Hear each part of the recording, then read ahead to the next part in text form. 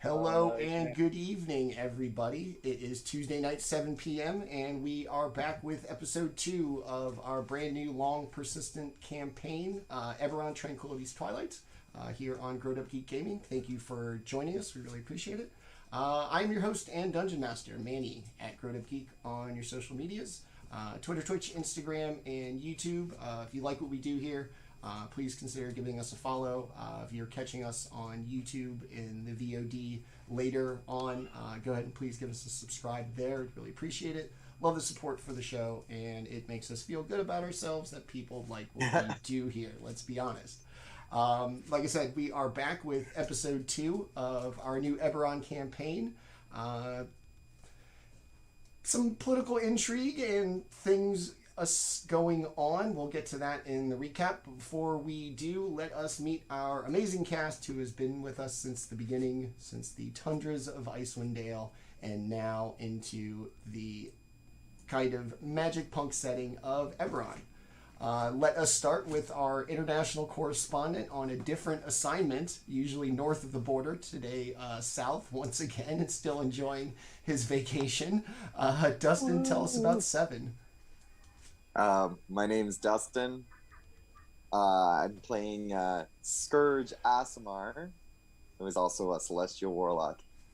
His name is Seven. He is like 6'4". He's sort of a lanky guy. He has a lot of burn scars on his face due to his racial challenges.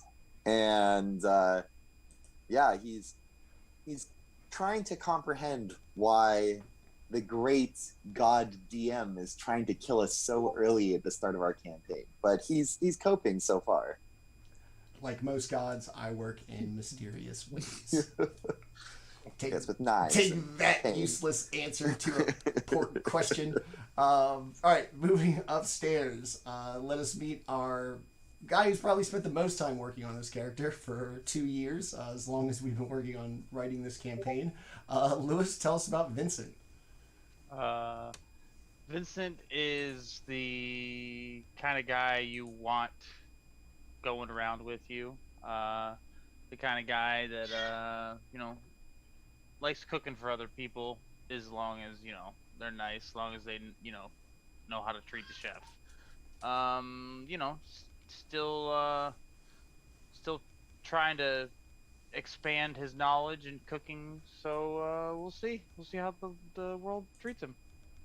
I've seen Hell's Kitchen. There's nothing nice about chefs. No! Hey man, that's not we true. can be nice guys. We can be nice guys. Just fucking listen to what we say. Like, god damn it. Yeah, it's not very hard. It's like your wife. Just listen to what she says and just fucking do it. I'm just saying, there's a reason that Kai stayed out of the kitchen. Okay. I mean, you can't reach the counters, first of all. True. Moving on to our now outed gnome. A gnome once again, 2 campaigns in a row. Landon, tell us about Kai, who is very different from Oren. Kai, he is a gnome, of course. He claims to be a refugee from the last war, and it's part of how he got conscripted into the military. He's a very large individual, standing 3'4" and 40 pounds, very intimidating. He's a Order of Scribes wizard. I feel like I had a lot of flavor, so I'm excited to kind of roleplay that.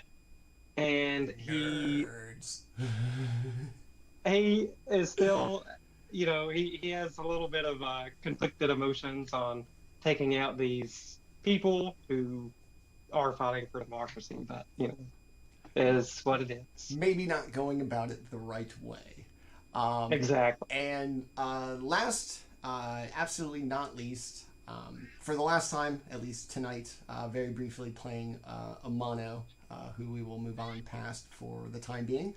Tenta will be debuting a new character who we will get to in a little bit. Rough character concept so as not to spoil your actual intro. Steam-powered Warforged Paladin. There you go. Alright, so that is our amazing cast. Once again, your host and Dungeon Master Manny at GrowedUpGeek on your social medias. And with that, we bring you episode 2 of Eberron Tranquility's Twilight, titled tonight, The Royal Wedding. I'm sure it'll go well. So, last week, the party, after spending weeks and eventually a couple of months training at the King's Citadel to potentially be a part of the Brelish nation's more kind of elite warrior class in the employ of the crown specifically, headed actually by King Bornell himself. Some of them serve multiple purposes, different roles. After being inducted into the King's Shields, which is the order of royal bodyguards, particularly of the royal family or other dignitaries within Breland, the party, newly assembled and just recently having met, but probably encountered each other, had seen each other during basic training, took a train to Thrain, Jesus, Dr. Seuss, to escort the princess from one of the king's youngest daughters, whose twin sister will be getting married today, in fact, to Thrain, where she's been living, we'll say, abroad for a couple of years. And the party was also supposed to escort back the Thranish delegation to the royal wedding. You usually send foreign dignitaries to such kind of big diplomatic events. The Thranish decided to pass on sending everybody to it for appearances, basically, that in a country struggling financially and economically, that perhaps sending some of their betters across the border to watch another country, rich and powerful, marry off one of their kids. So they stayed. The princess, a little standoffish at the beginning, eventually kind of warmed to the party. And then they were attacked after the lightning rail that they were on kind of jostled abnormally for a lightning rail, known for their smooth and efficient travel. The train was boarded on both ends of the train by the Swords of Liberty, a kind of pro-democracy freedom fighter group that, depending on your point of view or where you sit, might be labeled as terrorists while claiming to fight for democracy. They seem to have no problem kind of not using democratic means with which to achieve it. And after a stern warning about the weakness of the line of King Bornell from one of the assassins, the party managed to dispatch everybody. Let's go ahead and let's throw up the train car. So we finished off last week just as the last of the kind of boarding terrorists were slain by the party. The princess went down, but recovered. And as the air kind of settles and combat seems very over, with your heightened senses, you feel the train once again jostle very dramatically, as it did right before the Swords of Liberty boarding party entered in the previous episode. And so with that jostling and the most recent body having fallen, what would you like to do? Okay, how does the princess look? I remember I healed her with some decent healing. Does she look like she's okay? I think I gave her a big healing. Yes, she is not bloodied, if we're to use a mechanical term. She's kind of squishy. Princess doesn't really come with armor proficiency. Okay, I'm gonna let... What's her name again? Bera? Bera. You're testing me already. I'm gonna let Bera take care of the princess, and I'm going to look around the car and through the windows to see if there are more dangerous people around. So, just so you know, alarm technically will go off again if someone else comes into it. Okay, and you have it at both ends of the car, yeah? Yes. Okay. cast another concentration spell or no? Or is it not concentration? I don't know. Alarm's not concentration. You can cast this often as you want. It's a ritual. So. Okay. All right. So Seven's going to look out the window. Kai, Amano, Vincent, what are you going to do? As Bera seems to attend to the princess, kind of stand in front of her, snapping, making sure, you know, aside from the obvious trauma of being attacked, that beyond that she's physically okay and isn't going to suffer any real long-term effects of her being downed temporarily. I'm going to move into the kitchen. Okay. Since it seems like that's where a bunch of them had come from, just to make sure there's not any more like right there. Okay. Kai, what are you gonna do? Kai is going to, I suppose he'll go ahead and cast False Life on himself. And yes, I got 7 temporary hit points out of that one. I need them. And Kai is going to get up to follow Vincent. Okay. If I don't see any immediate threats, that's when I'll start looking, searching over the bodies to find supplies, potions, anything that I can use to help defend myself or you know, of anything of value. Okay. Mono, what do you want to do? I am going to be following Seven around and head spiking whoever he's about to search to make sure they're dead. Okay. Wow. As everybody kind of settles in and Bera begins to... Yes? Are they all dead? Yes. If somebody's like not... Oh, okay. I was going to see if somebody was like maybe not quite dead and then interrogate them, but they're all dead. So as everybody kind of splits, Seven and Amano looking out the window, Vincent and Kai heading to the kitchen car, Lieutenant Bera kind of suddenly goes from this kind of polite and genteel little southern gnome to this impressive military commander. She assesses the princess, steps back, reaches into her armor, and pulls out a scroll. This is Lieutenant Bera of the King's Shields. The royal escort has come under attack by the Swords of Liberty. All the terrorists are dead, and the princess is safe. We are about 12 hours out from Rote. Please advise the king. And as she does, she lets go of the scroll. It folds in on itself into a nice little envelope and zooms off in a puff of smoke, as if to send a sending spell to the King's Citadel about what had just transpired. Is she going to say that before Kai actually gets into the other part? Yeah. This is as everybody's moving. As Kai is walking that way, he's going to hear her say that. Then, you know, he's pretty beat up, having fallen unconscious, so he's not in the best of moods. He's just going to, after she says that, he's going to say, "Oh yeah, after 100 years of suffering as a direct result of non-elected kings and queens pushing wars, I can't fathom why any commoner would support a message of democracy. Definitely terrorists." And he's going to say it loud enough for her to hear, but still a little bit like, almost like a mumble. And he's just going to like continue on. He's as she sees very annoyed. Everybody moving in separate directions.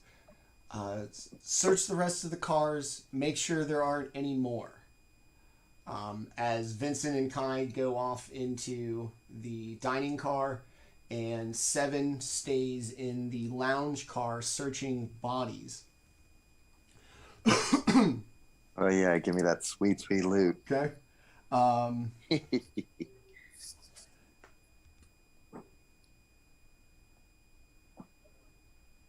We killed a lot of people. There might be like it's copper or something. 1, 2, 3, 4, 5, 6. 6 terrorists. that you... Six. Wait, 1, 2, 3. Yeah, 6 of them all day. All right, in their pockets, you will find, on the captain, you will find a bunch of documents. One of them includes the exact itinerary, including exactly the time that you left Rote on your way out to Thrain, the exact time you left Thrain, and times for appropriate stations along the way. Your exact time-specific itinerary.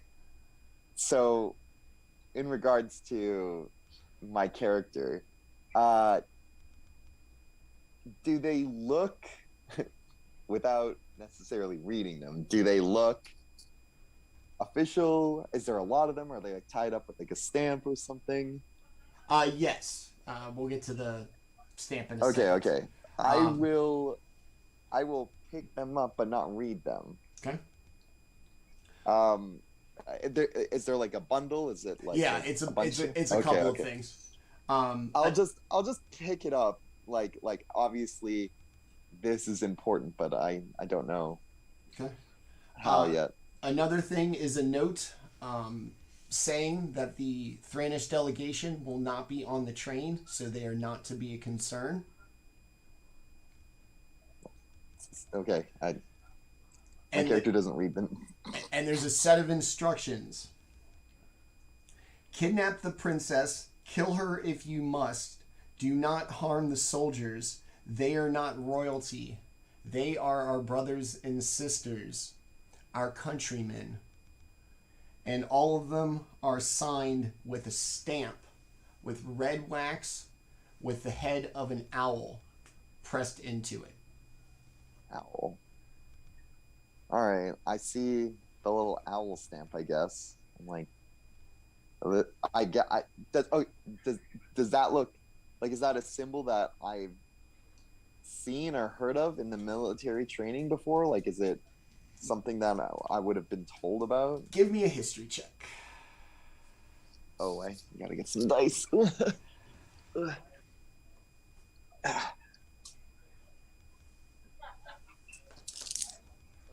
Oh. Okay.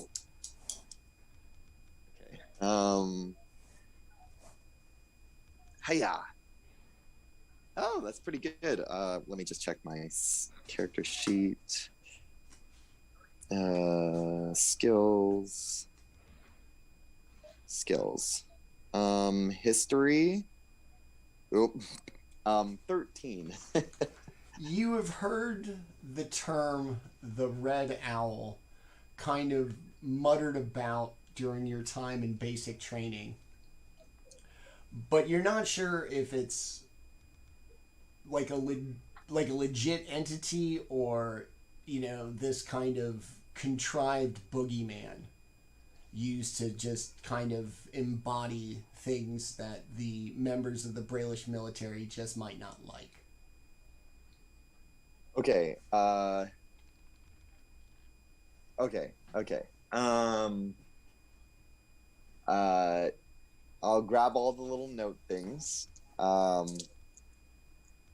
And since I don't read them, I will just put them in my bag and continue looting. Okay. On one of the wizards, you will find what is very clearly a spell book. Toned in leather, really nice metal fixtures, kind of glowing arcane runes upon them. Okay, I guess I can tell it's a magical book, yeah? Yes. Or like a spell book. Yes. Okay. I'll pick that up too, because I know that they have value. Yeah. Keep looking. And in one of the last bodies, you'll find a map with kind of the... I'm trying to think, what's the word? The important place... God, Jesus. The places of importance. That's not even the right word. Being Rote, the castle... Points of interest? Thank you. Thanks. Jesus. Being Rote, the castle where you left from, Flame Keep, where you picked the princess up, and a spot kind of distance out from Rote that, if you had to guess, was probably the location of where you were attacked. Okay, so like I can at least like understand the map. But does it have any addition? Is it just a map, or does it have some markings on it, or does it just have like an X where the attack happened? It has an X on the train line. Okay, that's it. Yes. Thank you, Bard, for the subscription once again. We really appreciate it. Yeah, it's very crudely drawn. It's obviously the nation of Breland. The lightning. Right. So it's not like a nice map of the like area. It's just a reference map thing. Okay, it's just like this and this. The line looks relatively accurate. It doesn't look like it's to scale. It mostly kind of picks features of the rail line and kind of goes, all right, where it curves here, boom, boom. That's where we're going to do this thing. Okay. Cool. Well, I'll Which grab all spells these. were in that spell? Okay. I have them. I'll throw them in a Zoom chat just because there's a shit ton. Oh. Yeah, I'm just gonna pick up these objects for now. I'll just like, gather them together. I'll put them in a bag. Boom, boom.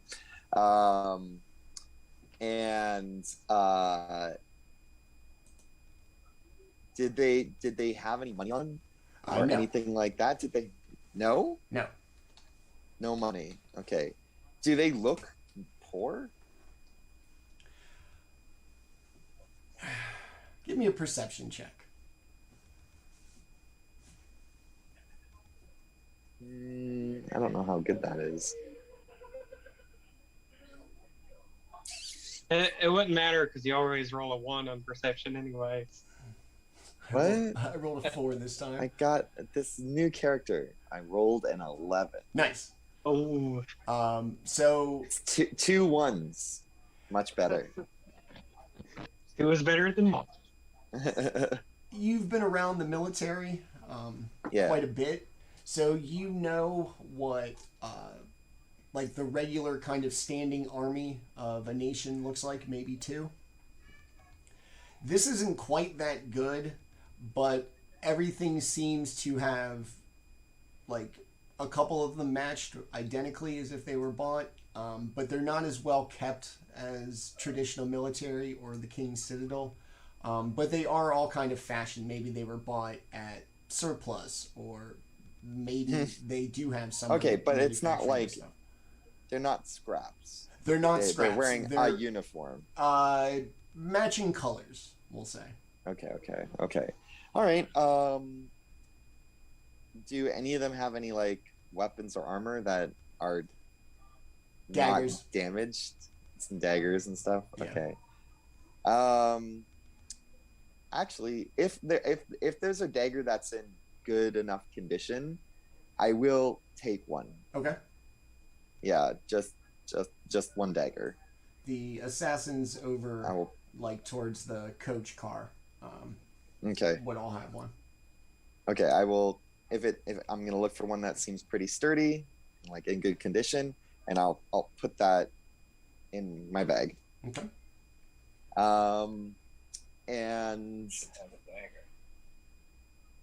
And I guess if they don't have anything else of like note or value, I will wait here until the others get back. Okay. Yep. All right, we'll cut to Kai and Vincent. As you make your way into the kitchen car, stuff seems kind of tossed, not as nice as Vincent probably left it from his prior usage. You would guess from the actual jostling of the car, lightning rail not used to needing to have everything kind of secure. It usually moves quite smoothly. You don't see anything. Just looks like an empty train car that people kind of made their way through.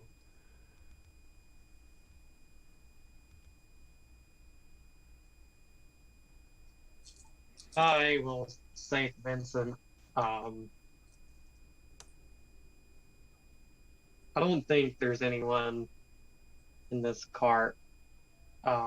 Surely they would have followed by now, right? No.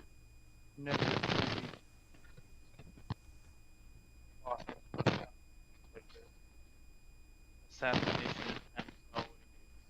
Oh, I can't hear him. working out. Yeah. Sorry. Oh, hello? There you go. Yeah, we can hear you. Alright. So. Sorry. My mic's fighting me right now.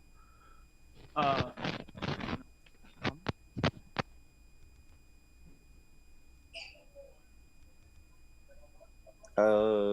Now we can't hear you at all.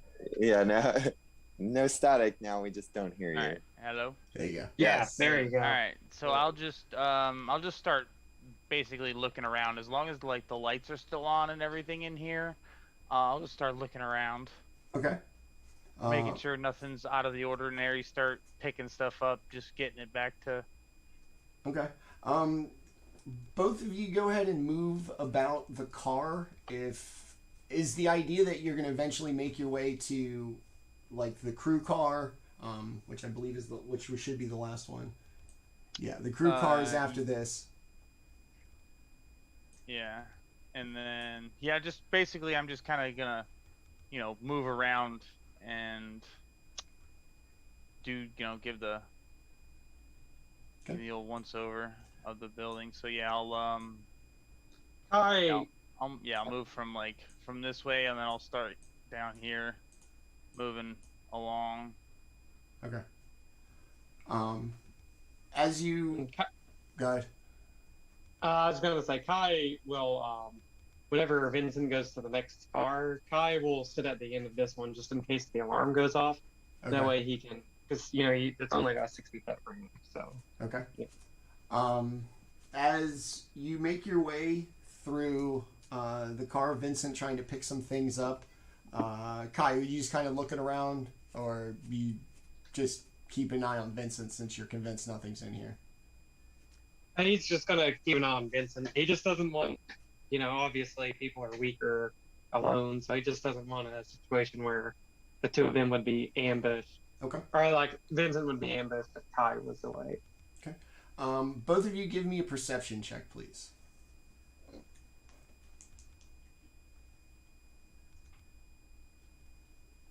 $16.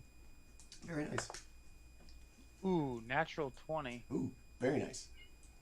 As you make your way through the car, the kind of rhythmic moving of a train, whether it be magical or otherwise, moving along at quite a good clip, you hear something sound like it kind of bangs on the outside in the corner, like where Kai is. Where's the pointer? Is this the pointer?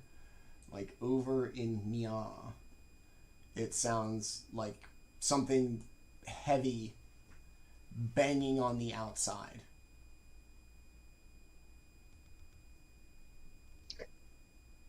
Kai will ready his book and say, "Who goes there?" No response. But after a couple of seconds of silence with the train speeding by, you can't see, there's no windows in this room. It's just, for either protection or fuck the cooks. They don't need to see the outside world. It's depressing enough. There's no windows. It just sounds like something's thumping on the train car from probably outside.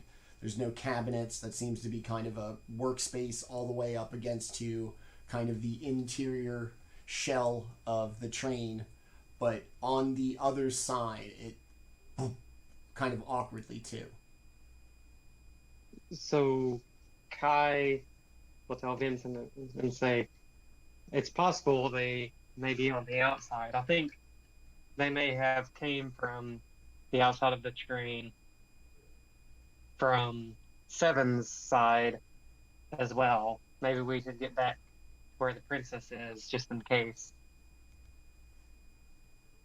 Okay. I just want to finish looking in here Okay. real quick, and then I guess we'll head back. Are you like looking through the cabinets, seeing if anything's... Yeah, something would just not, just give it one of my like intuition kind of things. Like something just doesn't feel right with me. Like, and I know Kai wants to like like go back to the princess and everything like that, and I'm all for that. It's just, I just can't shake this, feeling I have. So I'll just start, going back over in my head, like, what I had out, what looks misplaced and stuff like that. Okay. And make given the trying to remember and everything like that. All right. Give me an investigations check then, please. All right.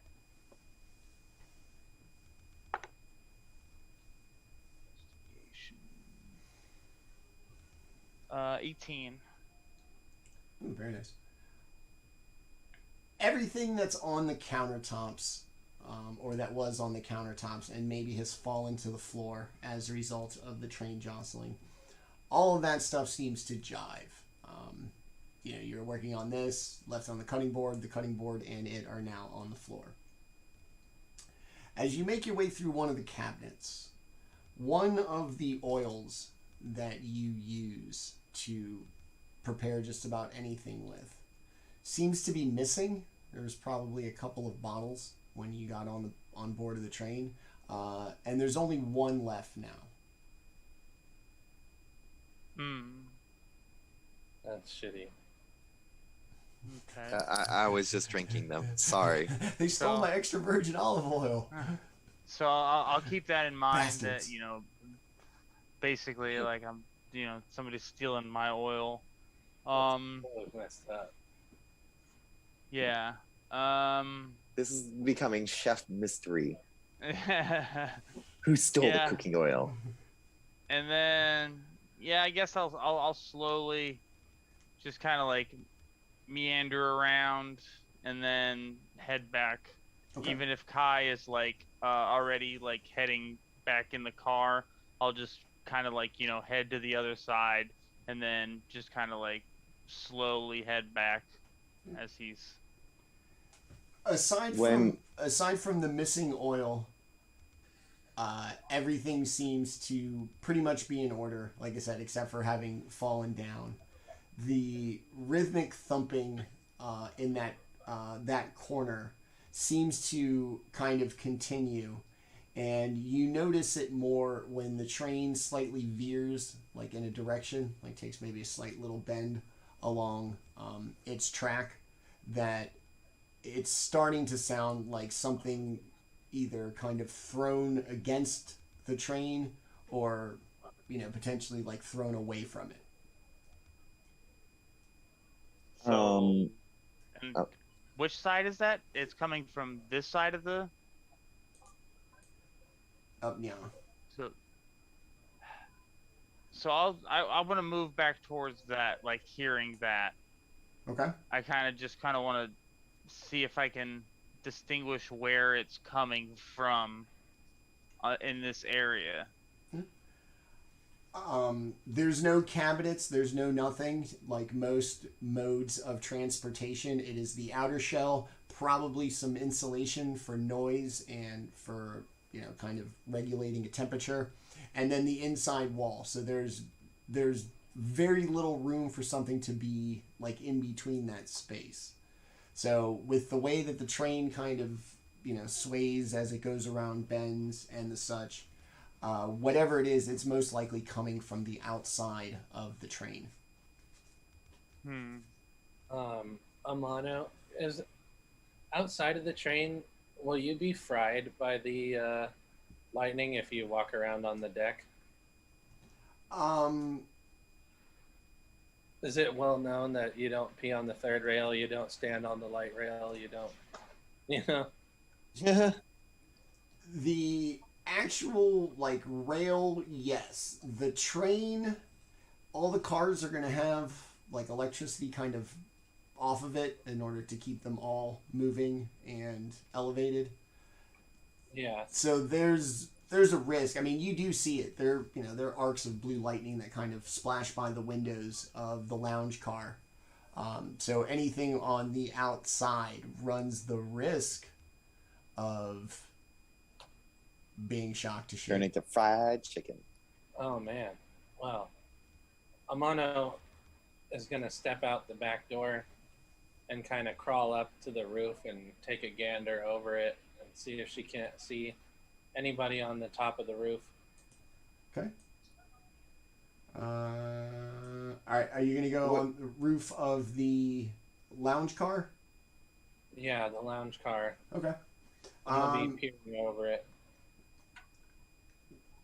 Go ahead and give me an athletics check to climb. Oh, you can probably climb pretty easy, yeah? Yeah, I have spider climbing. Okay. So as you climb up the outside, you make it to the roof as the train hurtles through the early morning hours of the 18th of Olaroon. And you don't see anything on the top of the train. Yeah, just the countryside kind of flying by, so nothing on top. Okay. I guess I'll just look out this doorway and see if there's anything that I can see from right here. Okay. If you're just gonna look around like through the train cars to the side. Yeah, kind of like do the whole like, you know, if there's like an area to stand right here, I'll see if I can see anything in this general area. But I'm also not gonna like sit there and try to climb on the outside of the fucking train cars. Okay.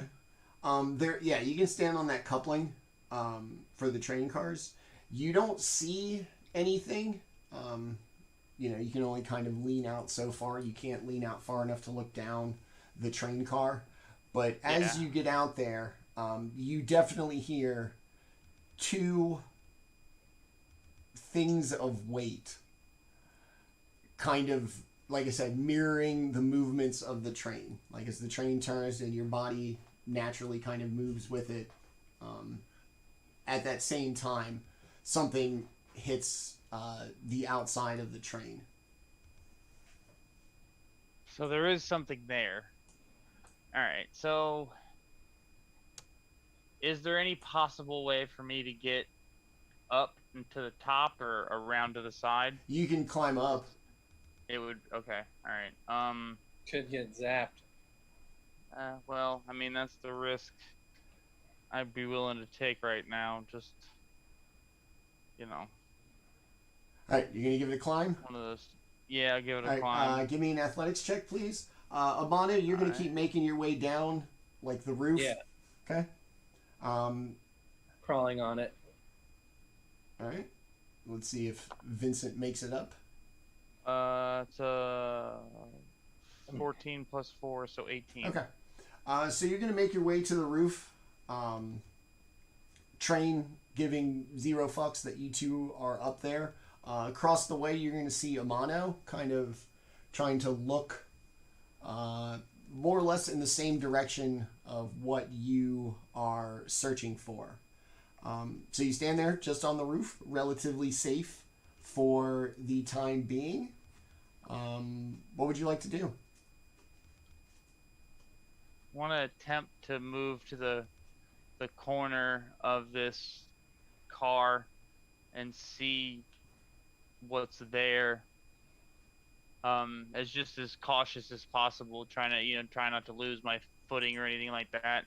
I'll kind of like put my shield on my back so that way even I have like both hands free.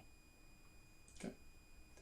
As you look over the side, you see two bandits wearing the same kind of blue as the Swords of Liberty. They seem kind of attached to the side of the train car. Their feet like really tucked up against them to avoid the kind of lightning along the side of the train. And they seem stuck, essentially. One of the supports that seems to be that would hold them like firmly in place seems to have snapped, and as the train moves, they're kind of swinging back and forth from the train car, and have probably done it so much that they both appear limp in their harnesses and unconscious. So I'm going to look back towards Amano and give her the nod that there are people there. All right. Receiving the nod, Amano hops to the other train car and peers down. Give me an acrobatics check for the jump. All right. That is 18. Okay. You make the jump, land firmly, and can now on this train car kind of make your way to the edge, and you see these two large, they are humans. Like I said, just kind of limply stuck in these harnesses, swaying as the train sways, banging into the side of the train car. Am I still able to see,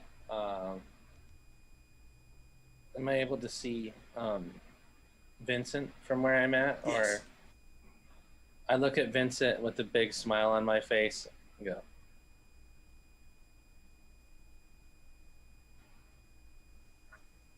And I'm just kind of start shaking my head, and I'm gonna start trying to attempt to pull one of them to the roof and restrain them. I'll help Vincent. Okay. I guess go ahead and give me an athletics check to try to pull them up. Okay. I'll help anchor him down. I'll Okay. hold him. Then go ahead and give me your strength check or what athletics check with advantage if he's going to hold you down. She's going to Alright. hold you down. All right. 16 plus 4, so 20. Okay. So as you manage to kind of grab the harness and begin to pull this large humanoid of dead weight, the train shifts as it turns around another bump. The harness on the one you did not grab seems to come loose as it snaps, and the body falls away limply, and you would guess most likely becomes crushed under the undercarriage of this train, sending the whole thing jostling again. I need dexterity saving throws from everybody. Okay. 11. Ooh. Does it make a sound like when Okay. like balloons hit like wires? You know, like was it like you know like that kind of like It electric would- sound and sparks? I'd be more worried about the large locomotive train car crushing you than the electricity if you're to come loose. So it's like being in a golf cart and running something over. Or in a train, probably a little more. Dexterity saving throw? Yeah, for the whole train car is going to jostle. I got a 12. Okay. Pretty good. Pretty good. Yeah. Level 3 or 2. 13. I don't 13. Yeah. Amano? 20. Okay. So as the body claims loose and throws everybody, gets caught under the train, sending train cars jostling as they crush this large body that has fallen loose. Vincent, you're going to be laying prone, trying to pull it up, so you'll be fine. Amano, you are fine. Seven and Kai, not knowing what's going on inside the train, suddenly jostled. You're going to be knocked prone and you're going to take 1 bludgeoning damage from the fall. Got a Ow, bruise my- on your bum. Ow, my sternum. Oh, my duodenum. Hey, bitch. My coccyx. Oh.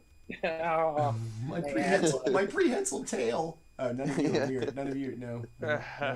Nope, none of you have any tails. No No beast-like tails. creatures. No tails. not this round. Yeah. I'm in the room. Is the princess and They're seated. They're going to be Yeah. knocked to the ground, but not standing. They're just going to kind of, like fall out of a chair. After a couple of better take moments, the one jostling's going damage. to kind of settle. And you're also going to hear the kind of tramping on the roof of potentially at least 2 people on the roof that you can hear kind of tramping about. One's a significantly louder walk. is in this time frame has Kai returned to the train car that I'm in with the others? Sure. I mean, you were headed my way, right? Yeah. So originally I was gonna head to the train with Vincent, but if Vincent wanted to climb on top of the train, Kai probably would have just It's not that let I him. wanted to, it's that I was driven to. Oh, and especially if like Kai could know that Amano was up there with him. The main reason Kai followed Vincent in the first place is because he didn't want to leave anyone alone. So Aw, you're so and I would have known that Amano went to the roof because we were in the same car together. Yes, you would have When- seen her kind of go out the door. Yeah. Okay, cool. So the sounds on the roof don't bother me that much, but when Kai returns, I'm gonna pull out the book and the papers and the map. I'm gonna hand the book over, and I'm just gonna be like, this seems like something your kind of people use. It looks like something you have. So I just hand it over to him. And then I was like, the leader guy had all of this stuff, and I couldn't read it, but I remember the red owl symbol.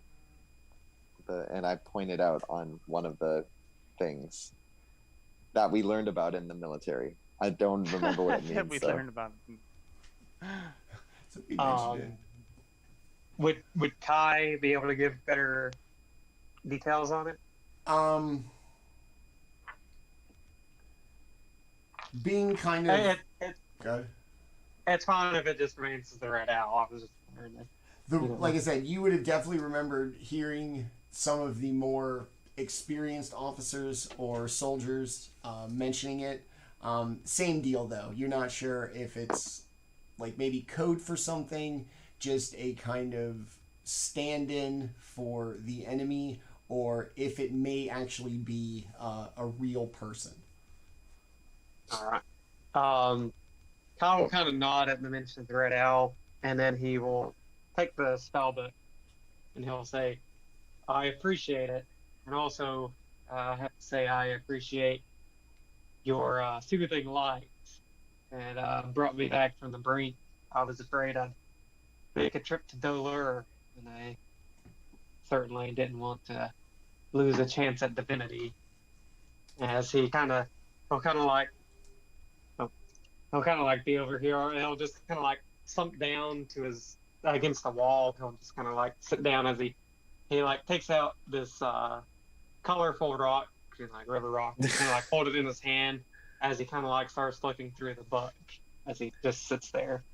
I have to comment on it because it's so funny. Lewis Vincent sent a message in the group chat, but he used a wrong word / letter because apparently I have to go to the bathroom.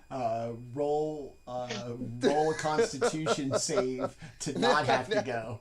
Oh, no. I read it and I was like, I Do? Oh, I buy. Seriousness. I'm gonna. Can I? Well, when he sits down, can I look at not Orn, at Kai. Kai. And how injured does Kai look?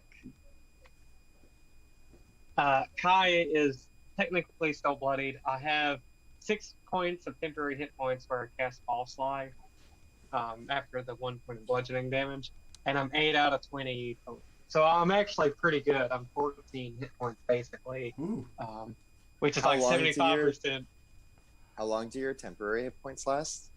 They last. I mean, False Life technically lasts an hour. I know we were talking about with a lot of them 1 hour spells being kind of extended to a short rest.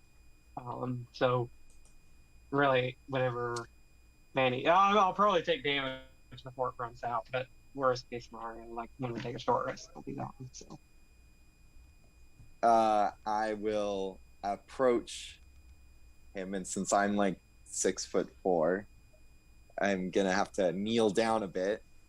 and I'm sitting, so I'm like 2 feet off the ground. I'm still gonna have to kneel down and touch. I'll touch him on the shoulder and use. I will use my healing hands to heal him 3 additional hit points, and I will say to him, sometimes people around me get lucky, sometimes they don't. This time you're lucky. And I'll walk away from him and go over to the princess and Farah. Okay. I guess I just want a beer. I don't know. Sorry. And I will just check in with them and see how they're doing. Yeah. I'll just approach and say, is everything going okay over here? Okay. The princess goes on about how she was feeling kind of disoriented, as if she may have blacked out. I'll say, yes, you were severely injured, but you're okay now. I know. I was being watched over by the flame, and she kind of catches herself. No, I didn't burn you. I healed you with the innate ability of my own. Yeah. Yes. That is what I meant. Yes. And she just kind of. Can I? When she says the flame, do I know what that means? I'm pretty sure I don't. Give me a religion check. Oh God, I'm so excited. Here we go. Natural 1. So that's a 0. You think it's can Kai kind of help 7 out on this? I mean, yeah. I mean, what are you gonna do? Cast bless for 4? Well, no, I don't ask. I just assumed that she said that she was talking about fire. I was like, no. I didn't burn you. Yeah. I used healing light on you. And that's it. I was role playing it, but I also was like, maybe my character doesn't actually just. Yeah. I don't know. So you think it means within the context of like the burns on you and your or like maybe there was some glowing light when I healed her or something. Or that kind of radiant the aura magic that you had with the like the bad suntan lamps. Yes. And she kind of shuts up. Lieutenant Barra gets back a little envelope in the same way it kind of flew off. One comes flying back into the train car and hovers in front of her, and she grabs a hold of it, and it turns into a scroll, and you can see her read it intently. We must gather the others. We have to all stay in this train car. We believe that the Swords of Liberty are planning another attack on the royal family. And she sits the princess down and looks at Seven and at Kai. Grab the other shields. We have to gather in and protect the princess. I'll say I'll go get them, and I'll go outside, and I assume it's pretty loud, right? With like, does the train make a lot of electric sounds and stuff? It's much more the wind as you're traveling at like a high rate of speed. Is there a ladder? Or There's like not. something? No. They don't want you What climbing. kind on, of- They don't want you climbing on the roof. What kind of barbarian train is this? All right. Well, I'm pretty tall. It shouldn't be too hard. I'm not trying to pull myself up there. I'm just trying to, get up with enough to be like, hey, I Okay. gotta come back inside. Vincent, as you grab this body and drag it to the roof of the car, it remains unconscious. You see like a pretty big lump on its forehead, like probably banged its head against the side of the train car and got knocked unconscious. And off at the other end of the train car, you just see Seven pop his head over, but because of the high rate of speed and the wind, you can't really make out what they say.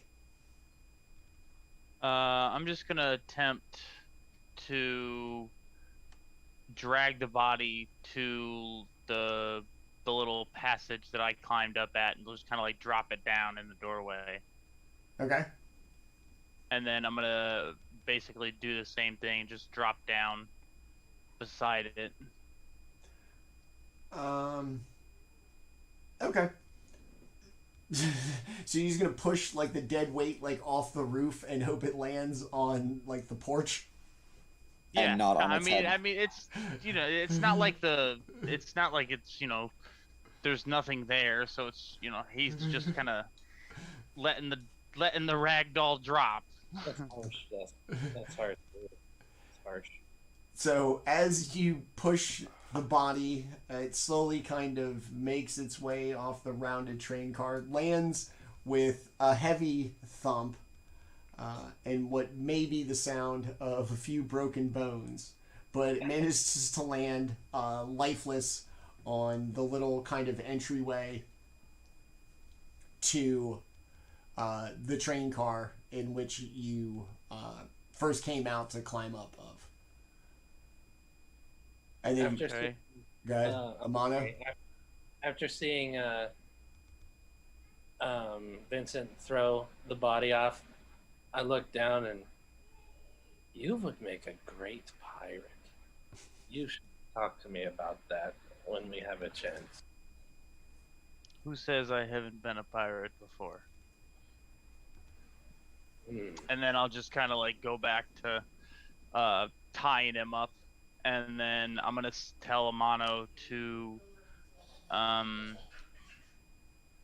get Lieutenant Barra and kind of advise on the situation. All right, having new respect for Vincent, Amano will go and do just that. You're gonna make your way through the train. You're tying him up so that like what, he can't get free. So basically, I'm gonna sit him down on the ground, and then I'm gonna tie his knees to his chest, and then his hands behind his back. Kinky, Waddle. kinky, love it. All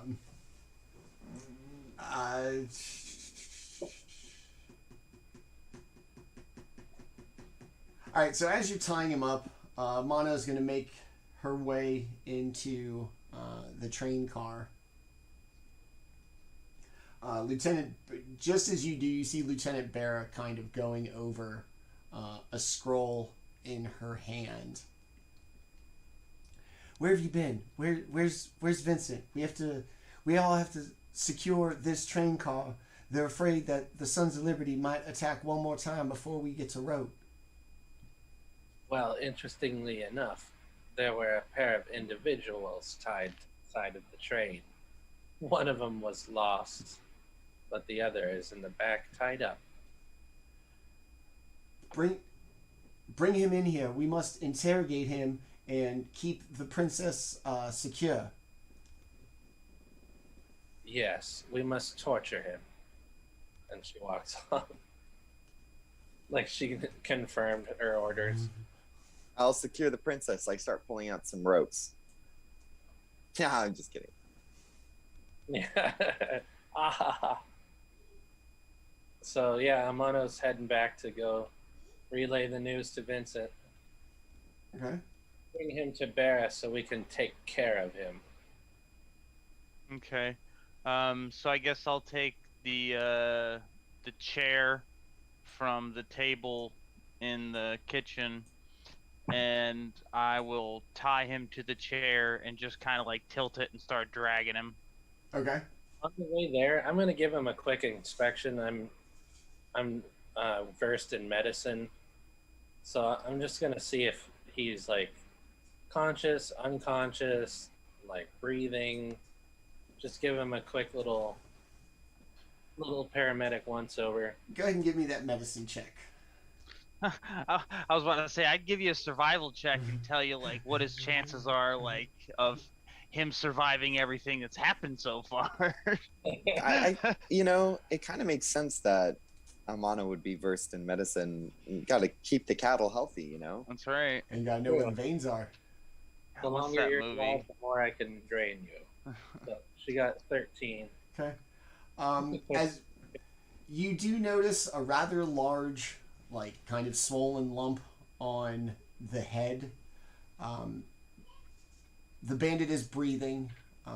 They just seem unconscious, most likely from the head wound.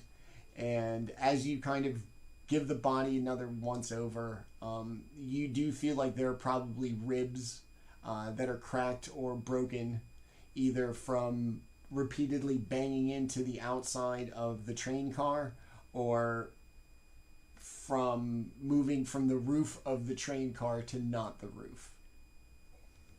Yeah, that was pretty jarring, wasn't it? Are they alive? Yes. Yeah.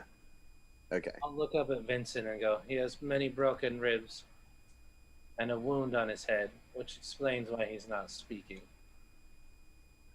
I'll go ahead and touch my thumb to the wound on his head. Does it feel like bone broken, or does it just feel like soft material? It's going to be like right kind of here in the temple area, which can balloon up if hit. So it doesn't seem like anything's broken. It just looks like just this giant, essentially like this knot on the side of his forehead from, like I said, most like where he banged his head on the train car. All right, she'll pierce it with her thumbnail and then hold her sleeve on it really hard. Okay. The swelling will go down. Have you guys dragged the body to us yet? So we would be just coming into the car, Yep. like just now. I want to ask, I'm just going to ask Farah, how long until we arrive at our destination? It's about 12 hours, but there's not much between here and Rote, and this would be the perfect time to attack us. We're not really close enough for Rote to send anybody, and there's no villages around for them to see us. So this seems like a very perfect time for anything. Well, I think that at least this first wave of the attack is done. I think that this might be a good time to rest and recover in case they do attack between now and then. Okay. So I am going to take a short rest. Okay. Unless like I'm needed for interrogation, which I don't think I will be. I'm well versed in making those who don't want to talk. Okay. So I'm going to attempt to take a short rest is what I'm saying. All right. So Kai 7, you're going to see Amano and Vincent drag this Swords of Liberty member, as best you can tell, tied up pretty well, using the chair as a dolly, right? That's essentially the purpose. To bring him in, they seem unconscious. Slight little piercing wound in the forehead as Amano kind of stands there with their thumb on it. Dragging in Lieutenant Barra. Is this what was on the side of the train? Yeah. That it was. Well, There was another, but That must be what the train jostling was. Maybe they're just falling off, and you can see her kind of pause for a second and do some math, and it's been quite a bit of time in between the train oddly jostling. Yeah. Well, maybe they're all gone. Bring him here, and once they wake up, we can find out what they know. Maybe you come to this side. I'd prefer keep as much space between the princess and her would-be assassin as possible. That's probably a good idea. And she's gonna flank him though. Put herself between the door and him. Okay. I'm gonna stay in the same room when I'm resting. I'm just gonna find a couch or something to lie on. Okay. And I'm closing my eyes to rest. But if I'll hear the violence and probably the interrogation until I actually do fall asleep. All right. Kai, you're gonna slide over to the princess. Yeah, and I'll ask Amano to do the same. Yeah, in fact, Kai is gonna grab some booze. He not to get drunk, just after that combat, he feels like he just needs a drink.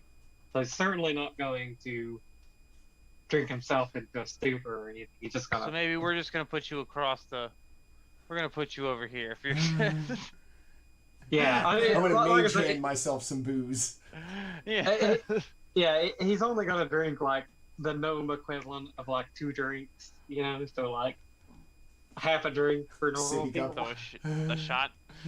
Yeah, a shot of booze. But he just needs to take the edge off at the moment. Okay. Mono, you're gonna kind of keep an eye on the princess. Yeah. Okay. I'll check her out, see if there's any mending that I can do on her. She looks okay. She seems a lot more comfortable with her protectors, regardless of their background or appearance. But she does seem oddly withdrawn. Not really making eye contact, just kind of, doing everything she can to avoid making eye contact with anybody. I will keep a more critical eye on her. Okay. Vincent, Lieutenant Barra stands there with you with this prisoner tied up and sitting in the chair. She kind of looks him over. This.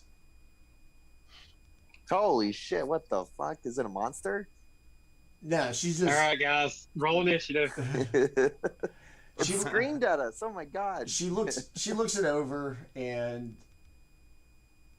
she's not a doctor. She just kind of sees this. Essentially, most likely her sworn enemy, sitting there. What do you think it knows? She asked you.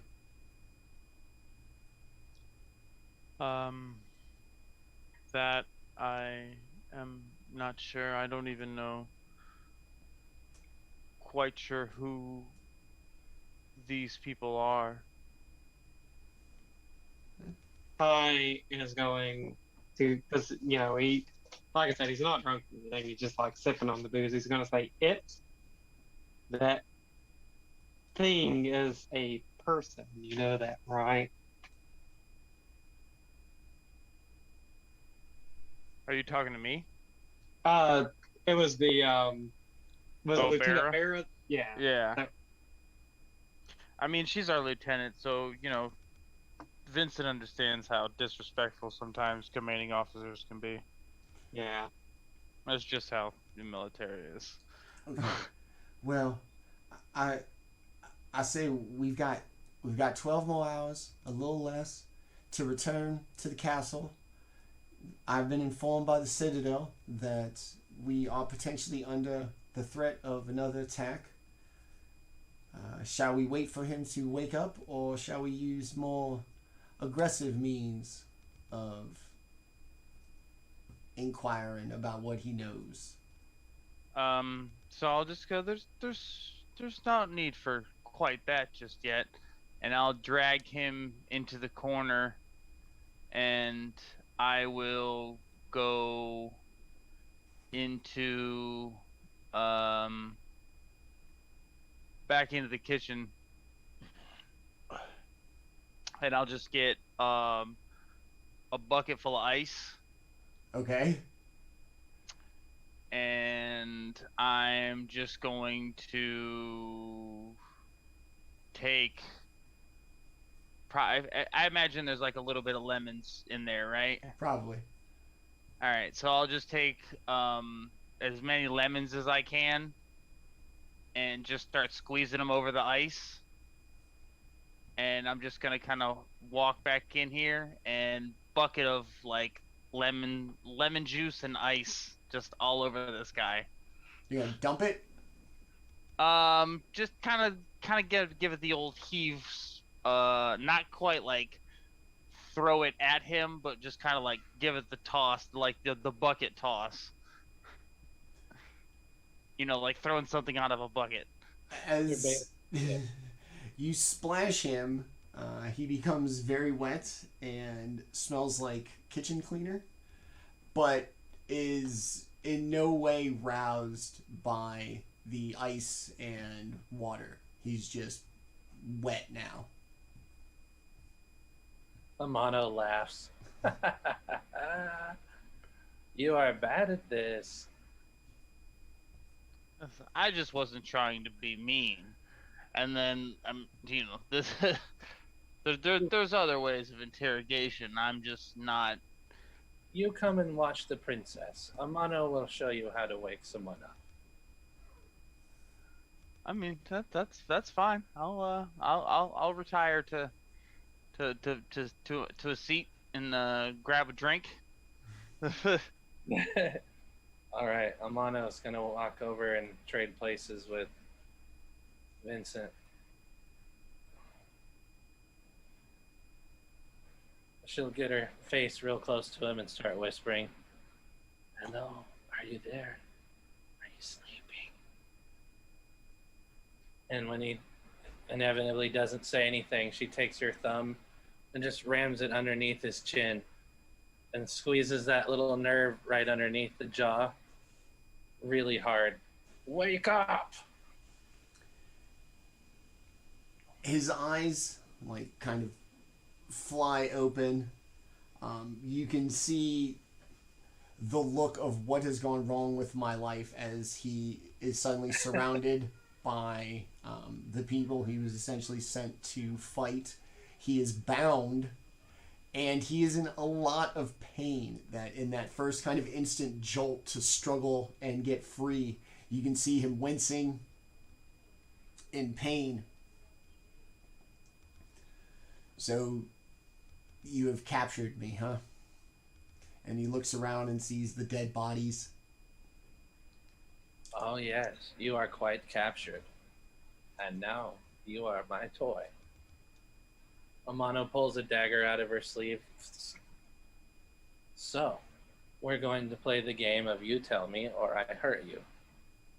I is going to sort of walk over here and try to be like good cop, to Amano's bad cop. Yeah. And Kai is going to say to Amano, now hold on, no one needs to get hurt. These people fight for a very noble cause. It's just like the fine citizens of Zelargo. They experience democracy, and these people just want a little bit of that. But you did try to attack this princess. I don't know if I can hold my friend back. She is very protective of the princess, and you did try to take her alive. And like I'm gonna like ask the princess, like, hey, why don't we move to better seats? And I'll see if I can move the princess to like the other side of the car. Okay. just kind of like usher her away from the interrogation. She doesn't put up much of like a fight or an argument. Let's see, hold on.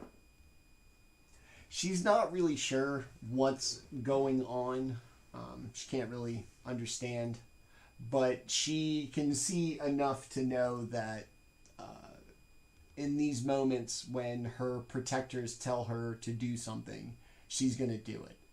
So she'll slide over and sit with Vincent, once again trying to avoid eye contact, and very clearly not looking to where the kind of confrontation is happening at the back of the train car.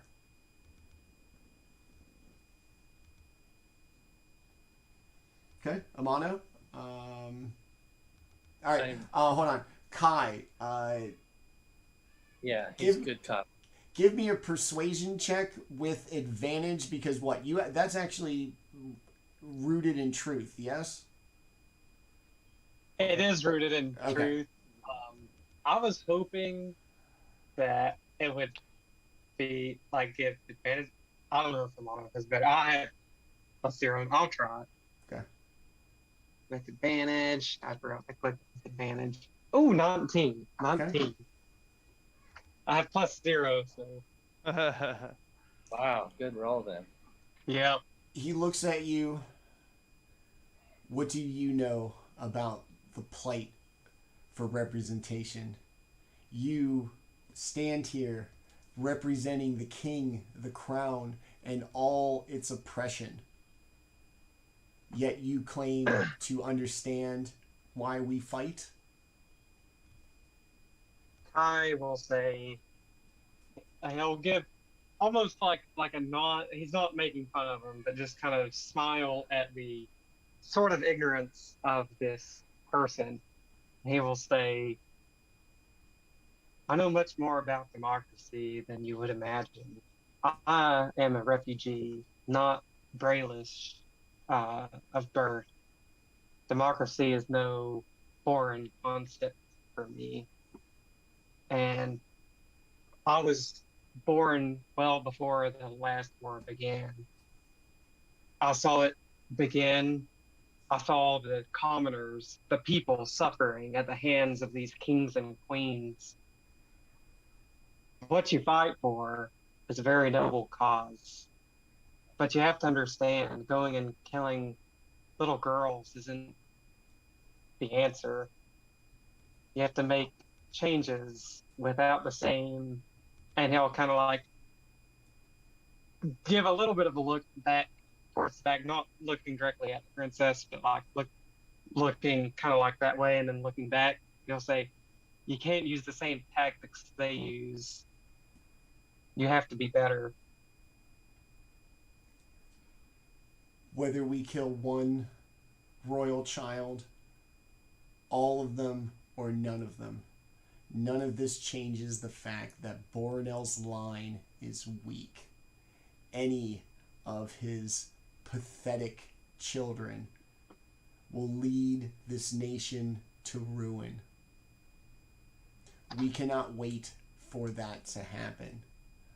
Boronel must give up the crown now. Amano kind of squeezes him a little harder. That is not up to you. You do not make this decision. Allow the ruin to happen. It is not for you to decide. He's going to scream in pain. And as he does,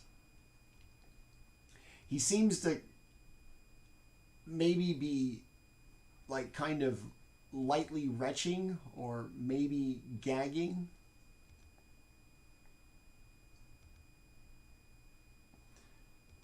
What's he doing? It stops for a second. You are right. I will not decide. At the end, Boronel must be the one to give up the crown. But if there is nobody to give it to, why hold on to it? And he continues to kind of... Is his throat doing anything that I noticed? She's very in tune with throats. Just watching the veins just like pulse in its neck. Yeah, just This trying part of the so hard body, to not I'm take a bite of good at the. Like this. turning purple. Go ahead and give me a perception check with advantage, since I do believe you that this is your wheelhouse of anatomy. Yo, I care about the neck, and that is it. What about above it? No, fuck that. What about below it? Also no. Also, no. Yeah, I don't look at people in the eyes when I'm talking to them. I look at their neck. It's where the soul is, right here. What'd you get, 15? 15, yeah. It looks like he's gently trying to like cough something up, or maybe moving something around in his mouth. Oh, really? I look up at Kai, who's next to me. Poison pill. And punch him in the jaw and wrench it open. As you punch the jaw, you feel that just primal collision of the bottom jaw and the top jaw, like clapping together, that resonant, like just feeling that I'm getting the goosebumps just talking about when like teeth like smack together. That's the icky right there, yeah. And as you do, this very noxious smell fills, the immediate proximity to him, and foam begins to build up, and he starts to convulse. Lieutenant Barrett tries to grab him and shake him. Oh, his blood is lost. Just the foam continuing to kind of pool, and the smell almost unbearable. Whatever it was that he used to poison himself was potentially overly effective in how quick it was, and most likely how brutal his end was. But with a mouth full of foam, just kind of collapses there, dead. I will step away and kind of shake his head as he does. Well, you just shake the dead guy's head. You just grab it and start shaking it around. Shaking his head. You stupid idiot. Yeah, he's like disappointed. No, sorry.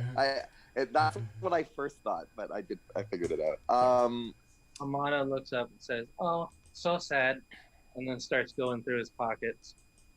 Oh yeah. Well, while this, like, I kind of heard this, I'm just gonna like pop up from my chair and just say, I did give you those documents from the more important looking one of them. Maybe that guy didn't have any information anyways. Well, he was fun nonetheless. As you make your way through the pockets, the only thing you really find in this one's are the kind of explicit kind of rules of engagement, as it is. Kidnap the princess, kill her if you must, do not harm the soldiers, they are not royalty, they are our brothers. Signed, the Red Owl. Or with a stamp and in the red wax. So it's red wax with an owl insignia? Yes. Okay. Just clarifying. Yeah. And as the body falls dead, you go through the body. You do realize that this is the only thing. It's the instructions that was in literally every single dead body that you've encountered has had this exact set of instructions. Lieutenant Bear goes back to the princess. You swap seats with her, so her back was to. Yeah, so she didn't have to witness that. Okay. Should that? Mm-hmm. I didn't want her to see what was going on right there. And as he falls dead, and you've noticed over the last 20-25 minutes no more jostling of the train, Lieutenant Barra tells everybody, well, we should all get as much rest as we can. I think we're safe. We should be about... And she pulls out this little kind of... Looks like a little mini sundial. Glowing blue aura about it. According to this, we're about a little under 10 hours away from Rote. And I think we should all just kind of huddle here around the princess. Keep her safe. And just ride this out, and we should be en route just before we know it. Is our short rest similar? Like, it's 8 hours, but only 6 has to be done, like, sleeping and resting? Yeah, the other 2 can be, like, watching or doing busy work? Until, like, there comes a situation where we need to really check, it's basically going to come down to, like, combat's going to be the big thing. Like when we talked about in session 0, like if you wanted to follow somebody, like in town, as long as you didn't fight them and you were kind of expressly saying, we're taking our short rest during this. For right now, combat's going to be the main breaking thing, to be revisited as needed. Okay. Okay. Then... I will offer to do the last watch. Okay.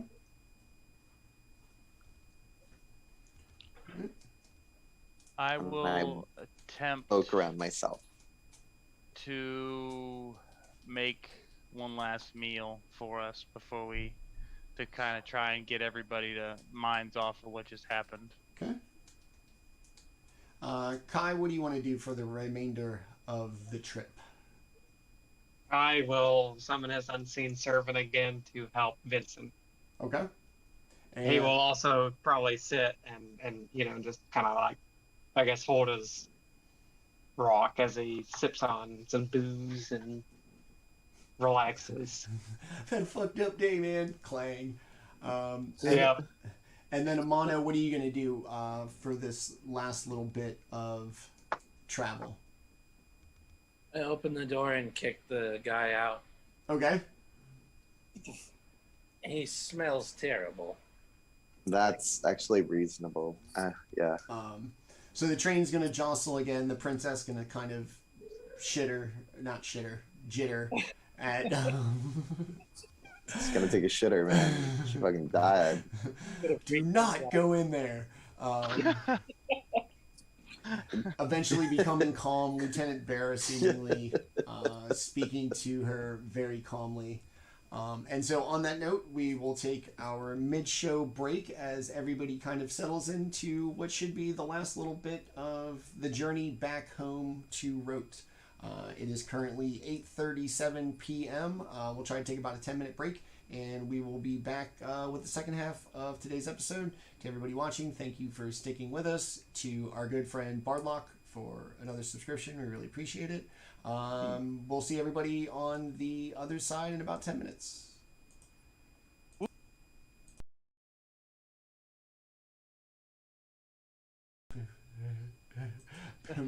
And we are back from our break. The party finishes, the slight interrogation of this unconscious member of the Swords of Liberty that they found on the side of the lightning rail. And as instructed by Lieutenant Barra, still going strong today, everybody kind of settles in for a rest. Vincent kind of works about in the kitchen. The princess takes, for the first time, like what looks like a really deep sleep from not only everything she's been through, but just this entire journey from her newly adopted home in Thrain. And as the train continues on unabated or uninterrupted for the remainder of the trip, the sun comes up in Rote on the morning of the 18th of Olaroon. And as the sun comes up and you can see the castle complex of Rote off in the distance, the princess wakes up and kind of startles herself and instantly begins going through a book that she has kept with her the entire time. It is a blue leather bound tome with very ornate silver fixtures in the corners and kind of locking. Whatever this book is, it's very important and is worthy of something this nice. You know, you don't just get some shitty book bound like this and you don't carry it with you everywhere. And as the train pulls into the station, the same platform that you left at the beginning of your journey 6 days ago, a large contingent of, you know, kind of royal officials awaits on the platform.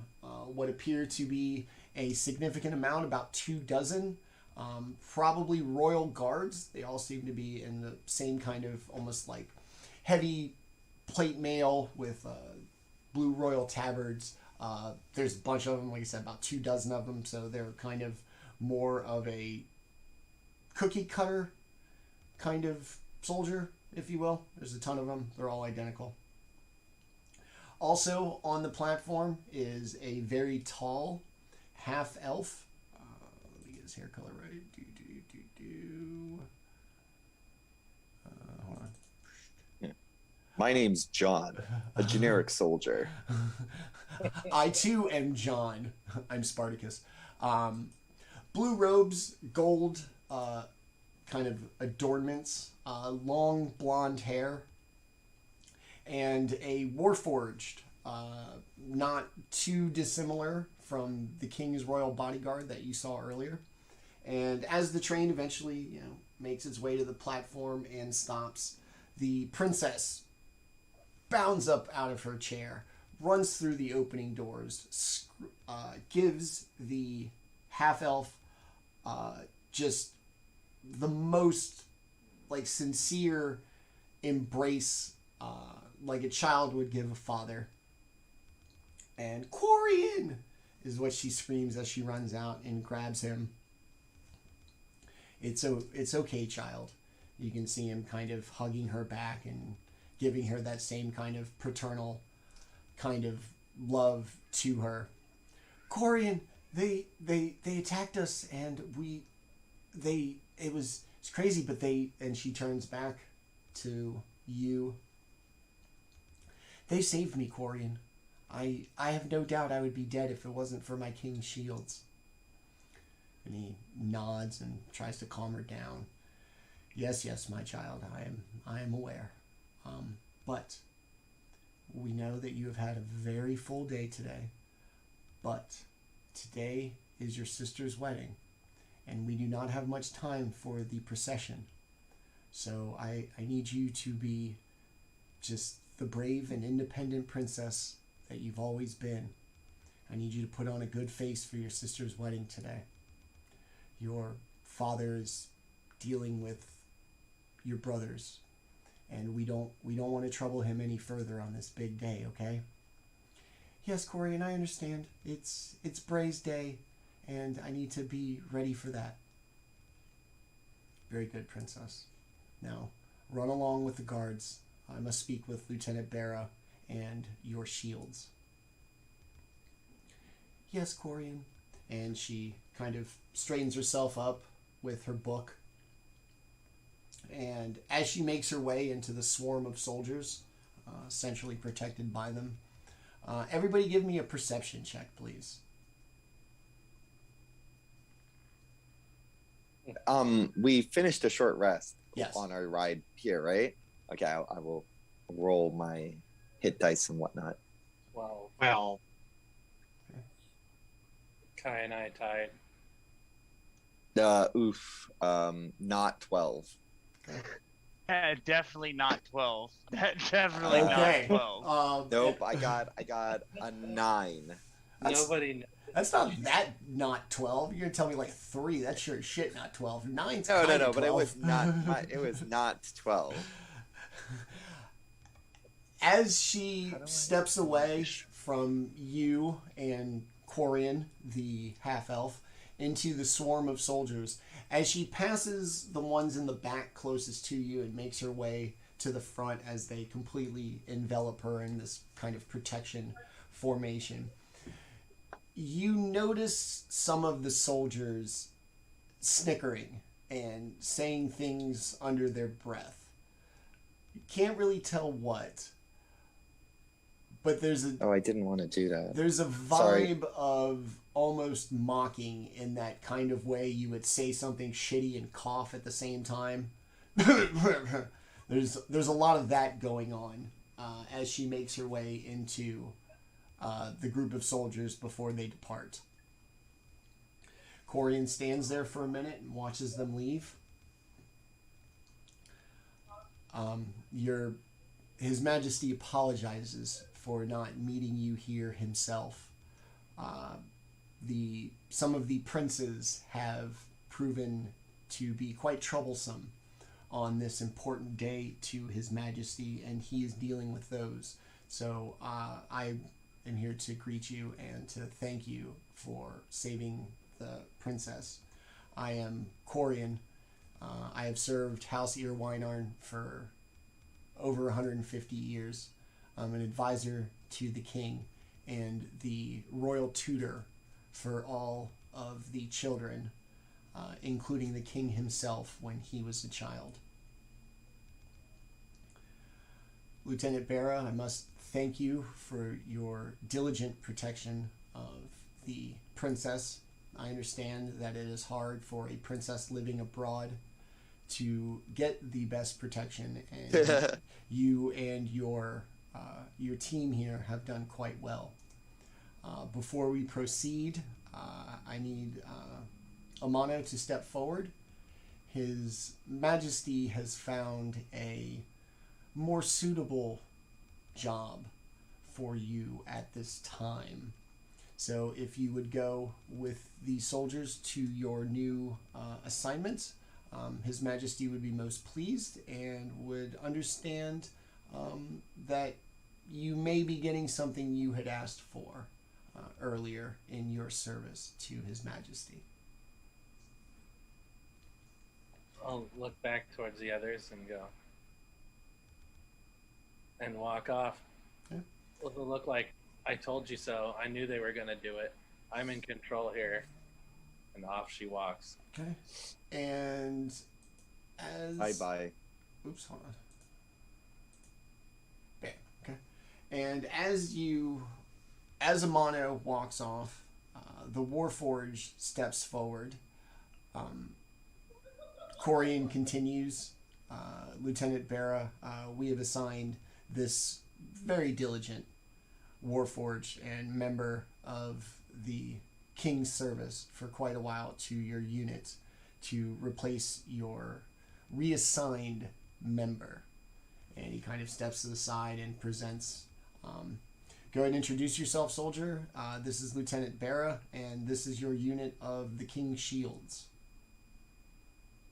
My name is Steen. I'm a Warforged. Cleanliness is my #1 priority at all times. If you remember this, we will get along well.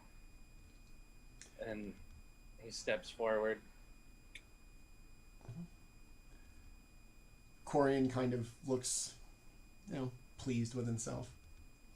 Well, Lieutenant, I think we should be going.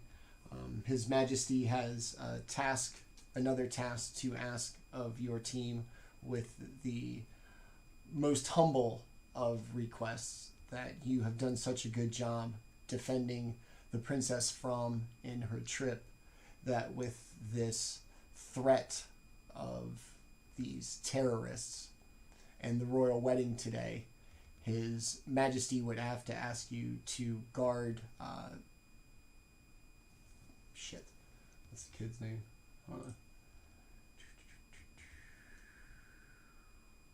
Prince Cord, the king's youngest son, who will not be attending the wedding this afternoon for fear of having too much of the royal line in one place in these troubled times. So if you wouldn't mind following me to the prince's quarters, we can get everything secure, but we must be free of the royal courtyard quite quickly. The wedding procession should be making their way to the courtyard very quickly. Does anybody have any questions? No? I will just greet Steam and just kind of like give him a little bow. But The person- literally in.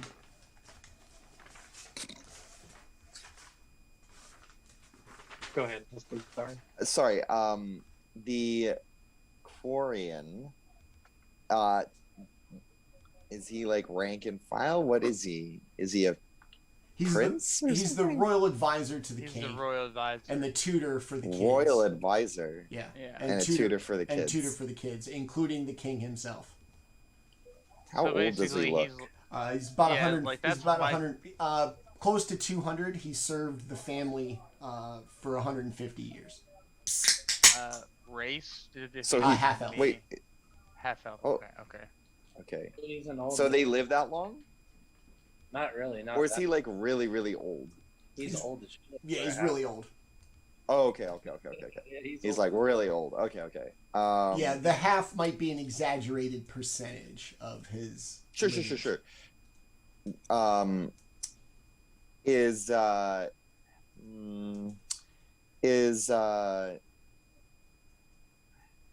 Is he somebody who? No, I don't know. Never mind. I would ask: are we required to go to the wedding reception? What's happening? I'm sorry, I'm confused. You will be guarding the prince, who will not be attending the wedding for fear of too much of Borinel's kids all in one place at one time with terrorist threats about. You will be in charge of looking after the prince in his royal apartments. I will be there. I have no interest in the spectacle of a wedding. My only concern is that the princess is happy with the groom and that they have a long and fruitful life. But as far as the pomp and the pageantry of a royal wedding, I would rather spend it with the prince. A prince, not Yes. the princess. No. How old is the prince? He's 11. All right. All right. Where do we go? When do we go? Is he the youngest, Mike? He's the youngest prince, yes. Okay. Hold on. Oh, one last question. This is a meta question. Do we get paid for military service, or what's the dealio? Yes, you get a stipend. When and how do we receive such money? After you've been in for more than a day. Can't be asking for 6 your days. paycheck early, dog. 6 days. We've done a week. No, okay. Well, I mean, like, do we get paid in train? Well, okay, not that money, but okay, but like, so we're just getting like a wage, basically. Yes. But like most military service, your room and board and a lot of those things are going to be covered. So you're basically just going to get money. Okay. And we did the training. Is that part of our mandatory service, or Yes, it's that not counts. considered part? That counts towards your Okay. time. Okay, so we essentially have like what, a year and a half? How long is the service? 2 years. You're about 2 months in. Okay. Okay. No more meta questions. Okay. I guess unless anyone has anything to do, is there anything we need to do that we should do before we? I mean, we're just watching a child, right? Yeah. I mean, guarding him the same way you guarded the princess, but from his royal apartment. So theoretically, not with the assassins, that kind of thing. All right. Well, let's March. Okay. And like I said, this is where the NPCs kind of go a little wonky because there's going to be a fuck ton of them. So just keep that in mind. Prince Cord is the 10th. That's what we have a Landon for. Prince Cord is the 10th of Bornell's 11th children. He is the youngest son and also the only son by his third wife who is deceased, which none of that is important, but he is just the youngest prince. This is a big takeaway. You keep saying prince. I take it there's a younger princess. There is a younger princess. Okay. Okay. Alright, let's go back. Let's get it. Okay. So, why am I so dark?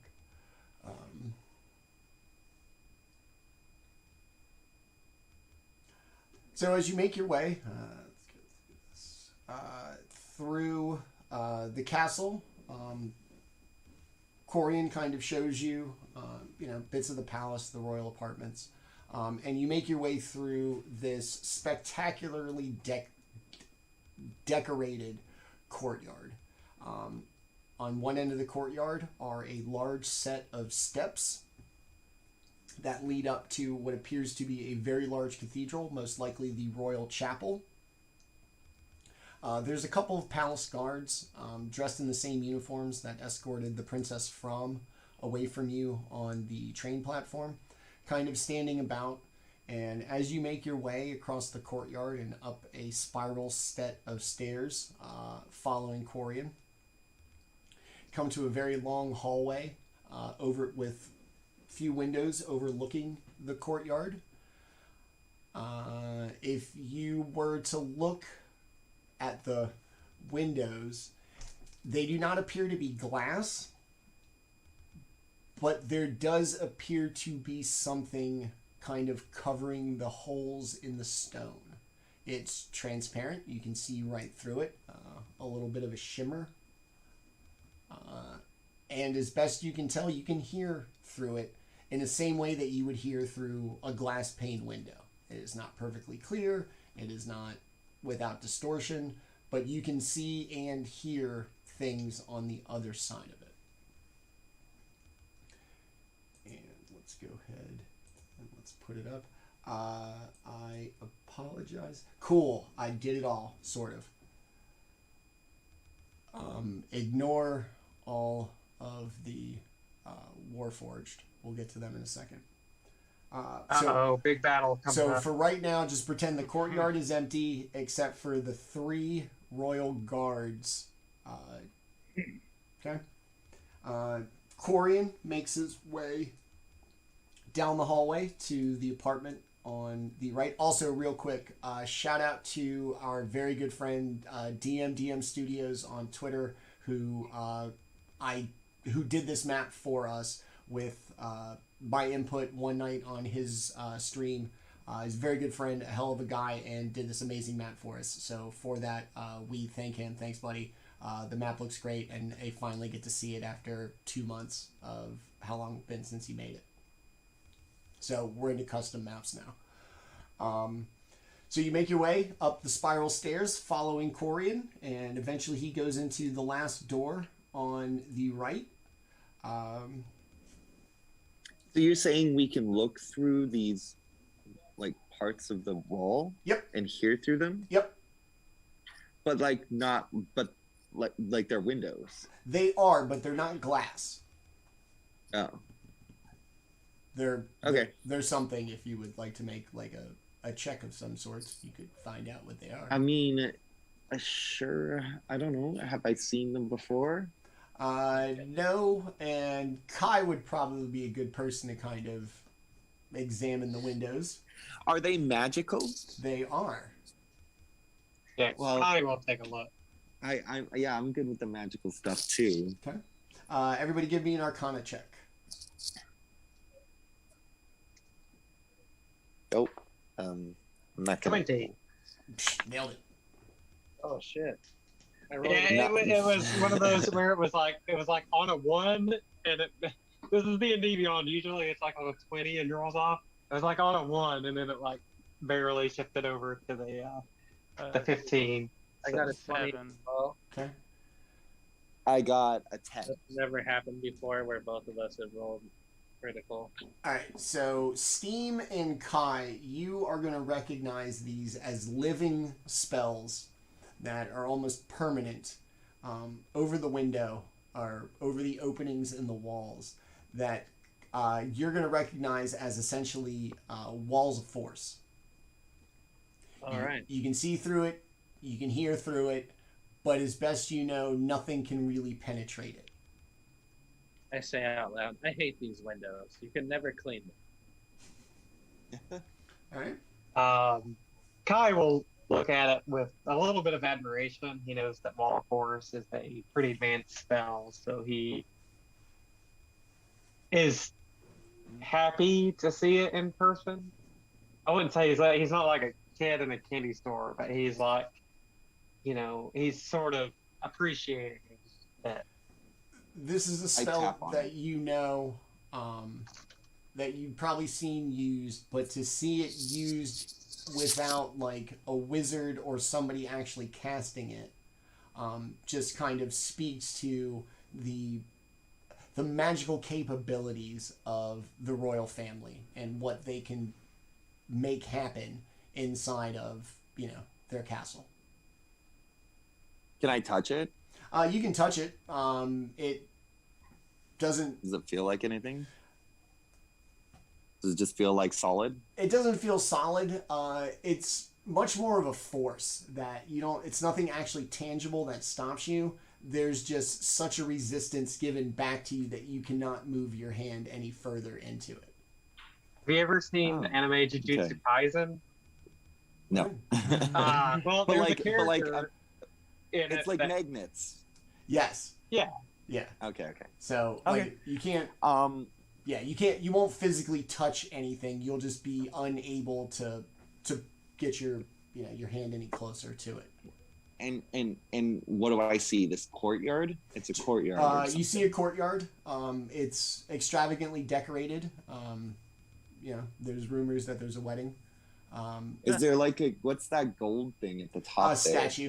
Can I see it? Yeah, you can see it all. You're 30 feet up. You're on the 3rd floor, so all of this looks down into the courtyard. It's a gold statue of a bear. Of a bear. Yes, one of the national symbols of Breland. Okay. That's all. I continue. I keep up. I catch up with the group. Okay. I assume I've never seen anything like this before in my life. And by that, I'm telling you, I've never seen anything like this before in my life. Corian goes into the last room, or actually the only room on this floor, and leaves the door open, and you can hear kind of a back and forth between what sounds like I said, like an 11-year-old child and the elf that you've encountered prior to this, who claimed to be a royal advisor and tutor for the child, or the children. And the kid seems very happy, kind of joyous sounds at what you would imagine to be kind of Corian's return from picking you up from the train station. Do you all want to do? Oh, I didn't talk about what Steam looks like. Okay. A little awkward. Sorry about that, everybody. Go ahead. But okay, so Steam is 6'8", isn't super skinny, warforged with white plating and clear tubes that run underneath the plating throughout his body. And in the center, he's got a water tank that goes up into his head, and totally flat face, no nose or mouth or anything, and circular blue eyes, and then tubes that come out of his head and form like a big braid that goes all the way down to his ankles. And he's standing there in a Brelish uniform with a shield on his back and a rapier on his side. Nice. And he's got a holy symbol of a water, like a wave, in his chest. He's an Aquarius. Isn't that nice? In his chest? Yeah, like Iron Man, it's in there. Are you Are you wearing clothes? I don't Yeah, know. Are wearing, you wearing like clothes as a Warforged? Or Brelish uniform Okay. with, and I have like chain attached all over to my metal plating. Question: Were there any Warforged in our like training group? Like, how common or uncommon are Warforged? They're very common, Very common. especially in Breland. Okay. So I've seen Warforged before. Yeah. Everywhere. Breland's known to be one of the places to be the most kind of progressive as far as like Warforged rights and everything. So they would naturally gravitate towards Breland as well. Just to know. Are they sentient? Yes. All of them. And all Warforged are. There's no like. Well, I mean, I guess I assume there are golems or automatons of some type if there are also Warforged. Yes. Yes. Okay. They're less refined versions. And last, just random question. This I don't know anything about Warforged. Do they sleep? No. Or eat? No. No sleep, no eat. Oh. I can Okay. take a 6-hour inactive period that I can use for resting and returning spells. Regeneration.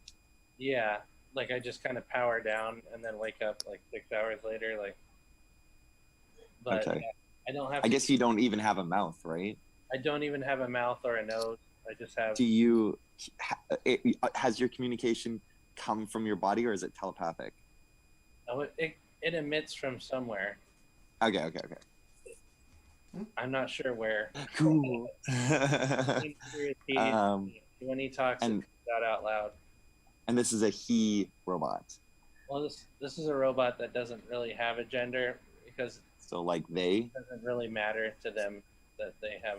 They know that they don't have the proper parts to be engendered, so they don't. So care. like a he they or they them. He, they, them, she, whatever you want to call it, it's irrelevant to their pronouns because they don't think about gender. Not for themselves. I should in-game ask that question, but that's okay. Yeah.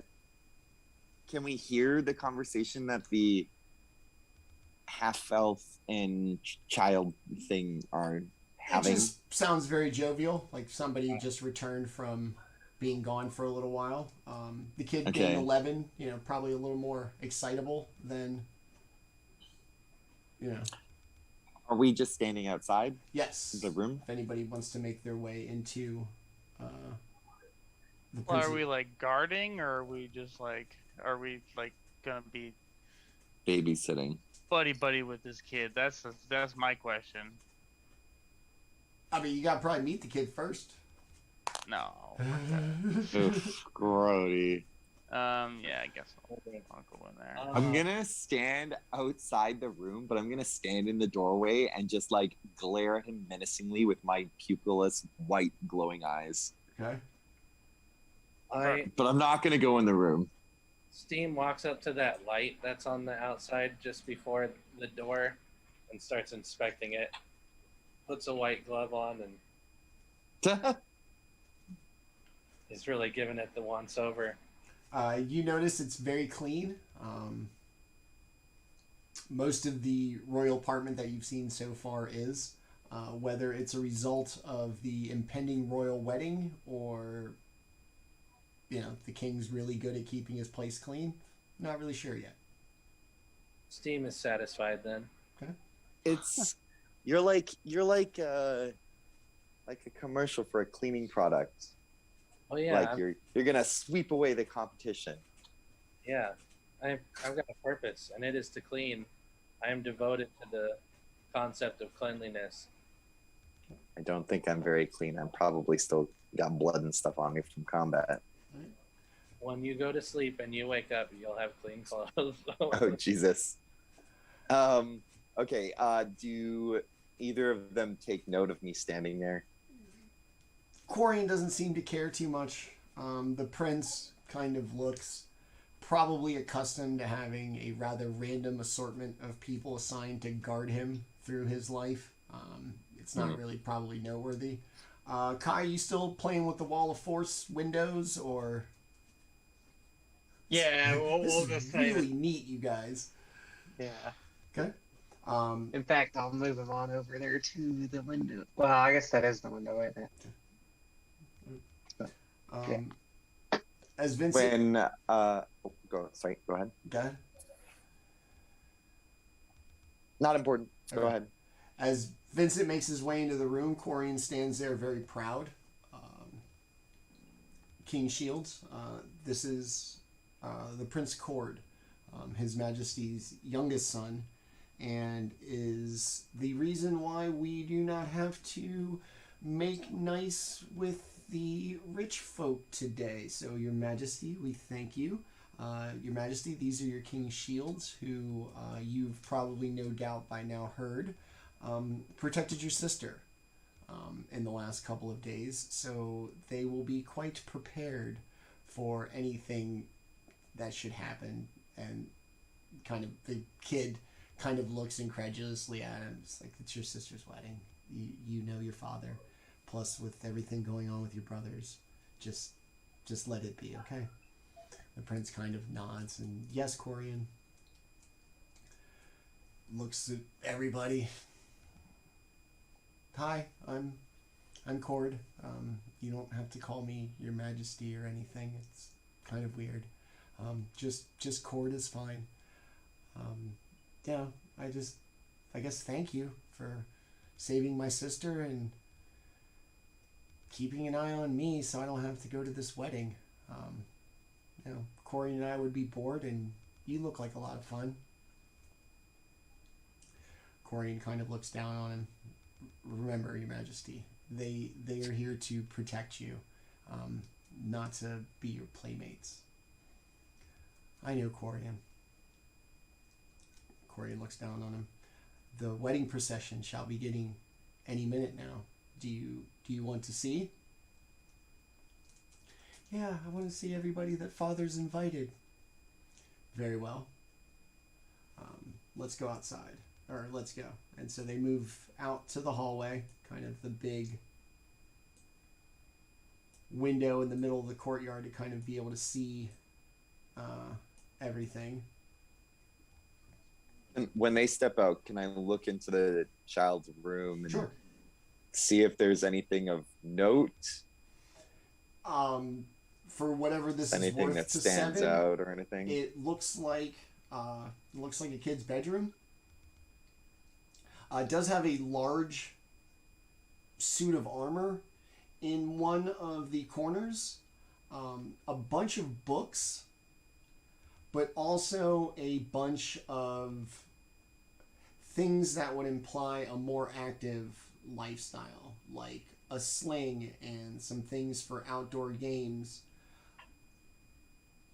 They don't look like they've been used very much, but all of the books looks like they have been read multiple times. Um, Can I see the books since I'm right there? Yeah. Can I see like a general A theme? lot of things of like Brelish history, the royal line of Irwinarn, some maybe over-exaggerated tales of some skirmishes or battles during the war. For the most part, the kind of things that you might expect for a prince. Knowledge of his country, kind of reverence for his father and his father's big deeds, and just the kind of general knowledge that a prince would be expected to learn. Nothing too weird. I am going to have a look of somewhere between disgust and disappointment as I look through the room. Okay. And after that period, I'm going to turn around and try and locate Kai. Okay. Everybody's made their way to kind of this viewing window. Vincent, you want to come out and see the procession, or are you going to hang out in the room and kind of... Okay. No, I'm going to stay, on off to the side and Okay. keep an eye out. As you look out into the courtyard, you can hear Corian and the prince kind of have little conversations to the, about, what do you think your sister's going to look like and who's all going to be in the procession. And after a couple of moments, the prince really seems to start to get excited looking out the window. You can hear the rhythmic trampling of metal feet.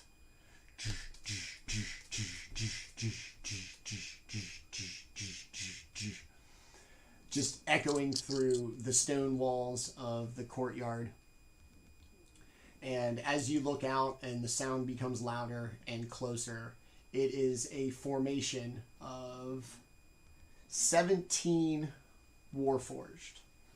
All of them in a kind of greenish tabard, green and yellow. Most assuredly not the royal colors of the House of Earwynard and Breland. And they flank what appears to be the wedding procession that Corian has been mentioning. There are a number of guests that make their way in. And as they become into view, you can hear Corian quizzing the prince on every single person, asking in his kind of princely knowledge if the prince knows who these people are. And the very first person in the procession, tall, thin, probably about 40-year-old human, long black hair. Let me get his name exactly right. Baron Trelib de Medina, who is the head of the Dragon House Mark House Medina. Okay. Behind him, Rukin Ir Clarn, a member of the Brelish Parliament, who many in the government believe would become prime minister if the monarchy of Breland was ever abolished.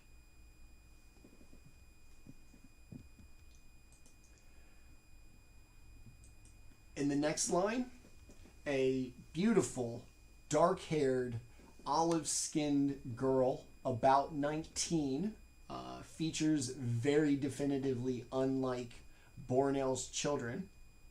That turns out to be Hadrith, Earwynarn, the king's niece, and the daughter of King Caius of Carnath.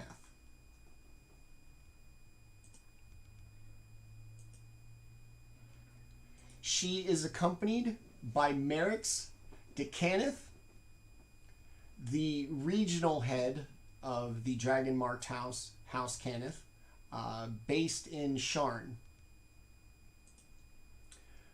Behind them is Fenris de Medina, who is the groom and the son of the Baron who is leading the procession. Behind him is the Princess From, who you just escorted from Thrain to the royal wedding. Next, you will see two large, impressive specimens as far as tigers go. They have collars and chains around their necks. They must easily weigh 600-700 pounds. Purely rippling muscle, just the epitome of a specimen of a tiger. Those two chains are held in the hand of King Bornell himself, accompanying the Princess Bray, the bride, today. And the procession is flanked by three. The king's dutiful personal shield, a known warforged and war hero, entails with the king during the last war. As Corian quizzes the prince, he manages to know exactly who all of these people are, their roles, and their importance.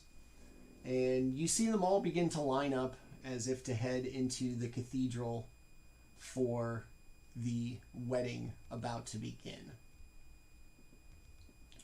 Would anybody like to do anything?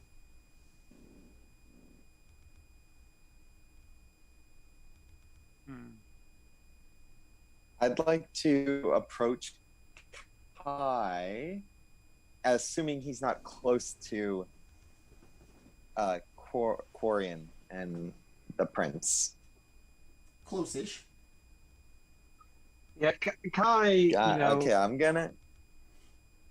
I was just gonna say, Kai, he doesn't really have a lot of respect for royalty and the like. So he certainly wouldn't be like following right in their footsteps. He'd just be doing his job, you know what I mean? So he may, I have him close, but realistically it'd probably be like, I don't know, around here, like 15 feet away or so. Well, I'm gonna approach and sort of tap you on the shoulder and indicate that maybe we should step over to the side a little bit out of earshot. Kai will nod his head and follow you. I'm gonna a little bit and have not a whispered conversation, but a very quiet conversation. And I'm just gonna say, did those papers have anything important on them? Should we maybe be notifying somebody, or are we keeping that to ourselves? I will say, it is known that the Swords of Liberty are out to disrupt the royal house. Despite what they would have you believe, these people aren't terrorists. They just are desperate for a different lifestyle. I don't believe. Yes, sorry. He's just going to say, I don't believe that this information will change any of their thoughts. I think they still will hunt them down, call them terrorists, and nothing will change. Are you one of these Swords of Liberty, or do you affiliate with them at all? Kai will pause for a second and think of the best way to respond, and then he will say, well, their message is one that resonates with any commoner or anyone amongst Braylon. You must understand, in their messaging, they also speak of Brelish supremacy. In my personal view, they would bring ruin to the world, only to then try to decide who's truly Brelish or not. While I do believe in the message of democracy and everyone having a voice, I don't believe the Swords of Liberty are all. I believe they're using propaganda to move the youth and the short-tempered.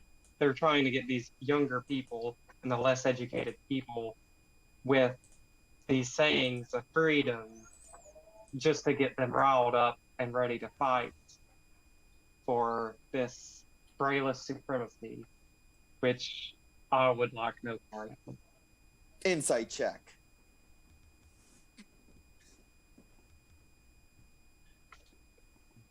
Actually, that's pretty good. Plus 0. 14.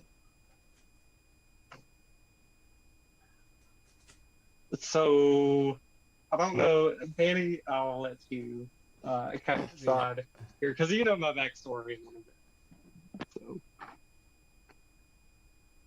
I believe him if you're inciting as to whether he's actually like a double agent for the Swords of Liberty. I would say the answer is no.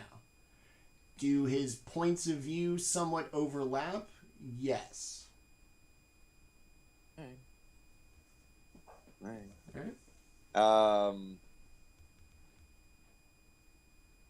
What did the note say? The note you're talking about is either the kidnap the princess one or the itineraries or the 3-inch delegation won't be a concern. Which one? There's like 3 notes. Yeah. Okay. I mean, you told me about the see. I will just say, isn't it a bit unusual the amount of information that it seems like they potentially have, and that they knew we would be there and stuff? I don't know. It seems like, and they weren't supposed to attack us, but then they did. What's the name of the Braylon's intelligence agency? It's like the Dark Forces, isn't it? There is one. It is super secretive. Okay. I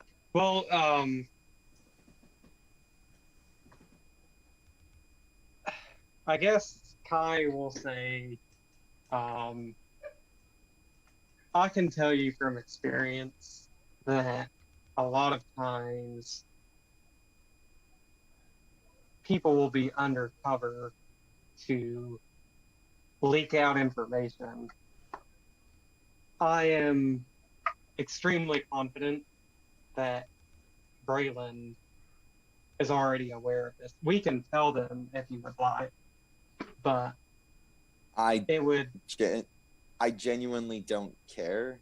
I just want to make sure that I don't get into any trouble, or that this doesn't get in my way in the future. And Kai will kind of like hand him the letter and say, feel free to go take it to them. They may be surprised, but I know someone will be aware, as he kind of hands the note to Seven. I don't take it. I'm like, no, that's fine. I just wanted more information.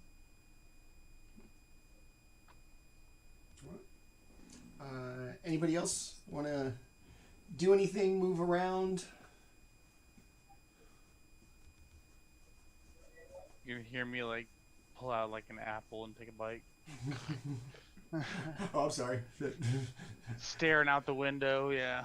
Okay. Is there anything else happening at the wedding? Can we see the wedding from the window? You cannot. They're about to march up Oh. these stairs to the cathedral. They're just kind of marching or lining up for the procession in. It's a royal wedding. It's a big political thing, so everybody's position in line relative to the bride and the king is a show of significance, if that makes sense. We have like Yeah. an apartment view like across the street. Yeah. Yeah, it's a great way to Okay, introduce a shit ton I of will- NPCs. Yeah. I will casually like keep my eye on what's going on outside, but I don't really care about like that stuff. Okay. At least not at the moment. After everybody seems to get lined up, makes a little small talk with the people around them. They seem obviously familiar with each other. All these people being of significance that they would have at least met through the course of, just kind of regular diplomatic relations. And lots of smiles from the Princess Bray as she waves to her brother Cord in the window. He seems very excited, and Quarian excited for him. A moment of pride in his eye as another one of the children of the Earwinarn family marries, and once again marries well. And after a couple of moments, His Majesty kind of gives a gruff little ahem, and you can see the double doors, massive 20-foot doors from the cathedral swing open, and you can't really see inside. It's obstructed by the actual apartment itself. But as the doors open, like the sound of a crowd gasping or, at the, either the start of the ceremony or upon getting a look at the people waiting to get in. And after the doors open and the gasp settles, music can be heard, the Brelish national anthem, essentially. And one by one, all of the wedding procession manages to walk into the cathedral. The 17 Warforged that have been flanking the procession stand as the procession walks in. 11 of them are going to follow after the procession. The doors close, and 6 remain outside, posted as sentries.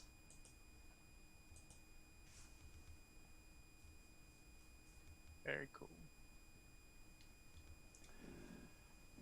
From the apartment, the prince is going to kind of go back once the procession gone. He's going to return to his studies. Corian with him, administering the prince's lessons. Now the courtyard, once busy with wedding activity and significant dignitaries, is emptied, save for 3 palace guards and 6 green tabard warforged, now kind of standing sentry outside of the doors. Over the next hour or so, music, the kind of faint sound of singing, even some laughter as the ceremony goes on and on. After about an hour, there seems to be no sound. The Warforged outside the door, the 2 in the center,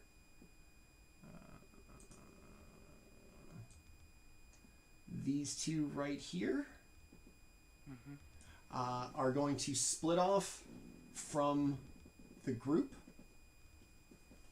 pull large spears out from their backs, Shit.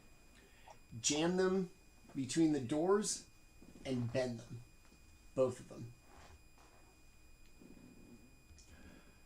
Without a word or a second thought or even a pause, they're going to return right to the formation. And everybody Can we... Go ahead. Sorry, can we saw that happen? Mm-hmm. Depending on where you are. Steam would have seen it from where they are. If everybody's where they are, Steam's going to be the only one that's going to have seen it. I was probably standing at a window casually looking outside. Okay. I'll say I was standing at the one that farther away. One further down. I got you. I was sending a secret message to the Swords of Liberty. Now's the time, y'all.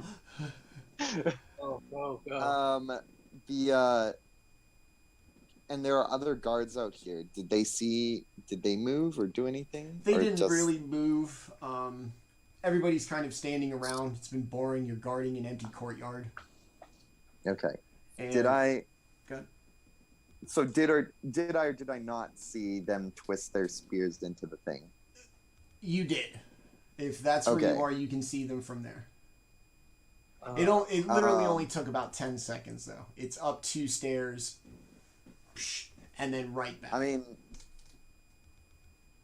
mean that's a really suspicious thing. Yeah. I'm just gonna be like, I'm gonna turn over to everybody else and just be like, did you see that? Yes, I did. I'll What look the- over to the rest of the party and go, the Warforged are up to no good. They've locked in the cathedral. That's, yeah, like, what the hell is that? Yeah. Is that part of the rituals here? That seems really strange. Hopefully no one gets stabbed by one of those spears on their way out. Can I...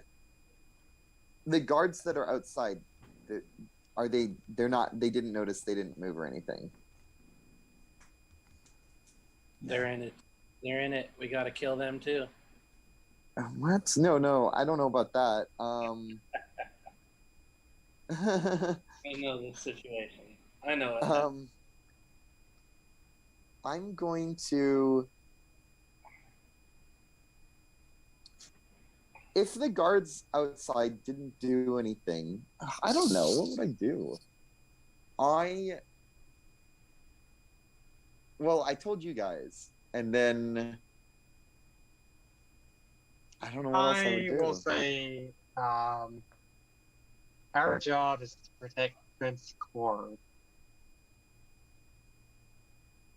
I suppose, but if like the king dies or if some shenanigans are going on, we might not have a job anymore. And if we leave Prince Cord and he's assassinated, then we will lose our heads. True, but if they come in here and try to chop our heads off to get his head, If we're running into a battle regardless, we need to keep an eye on him no matter what. We can't lose sight of him. should we tell Quarian that something suspicious is happening? Yes. Head chopping is rather bloody. Let's stick to stabbing. Easier to. Fair enough. Well, I will keep an eye and I'll stay out here in the hallway. If one of you wants to go let Quarian know that there is some suspicious activity outside. All right, Steve will do it. I'll go. I'm gonna sort of like keep one eye on the hall and the other eye outside. You're right there. Okay. So As Steam makes his way up the hallway to Quarian, everybody somewhat alerted by this odd development. The silence from within the Royal Cathedral that has persisted for, I don't know, probably about 10 minutes now, suddenly erupts into muffled chaos. The sounds of clashing metal, the screams of people, the sounds of spells being cast. And as the sound becomes truly audible, recognizable, understanding what is happening inside, there is a large or a loud thumping sound as a group from within the cathedral attempts to push their way through the giant doors, but cannot, as they are essentially bound shut by these bent spears. This clamor and chaos turns to pain and despair as the voices panic, realizing that their only escape is now cut off, and whatever is within the cathedral happening right now may surely envelop them all. The 3 palace guards outside suddenly... We can hear all this? Yeah. Oh, okay. The Oh, go ahead, sorry.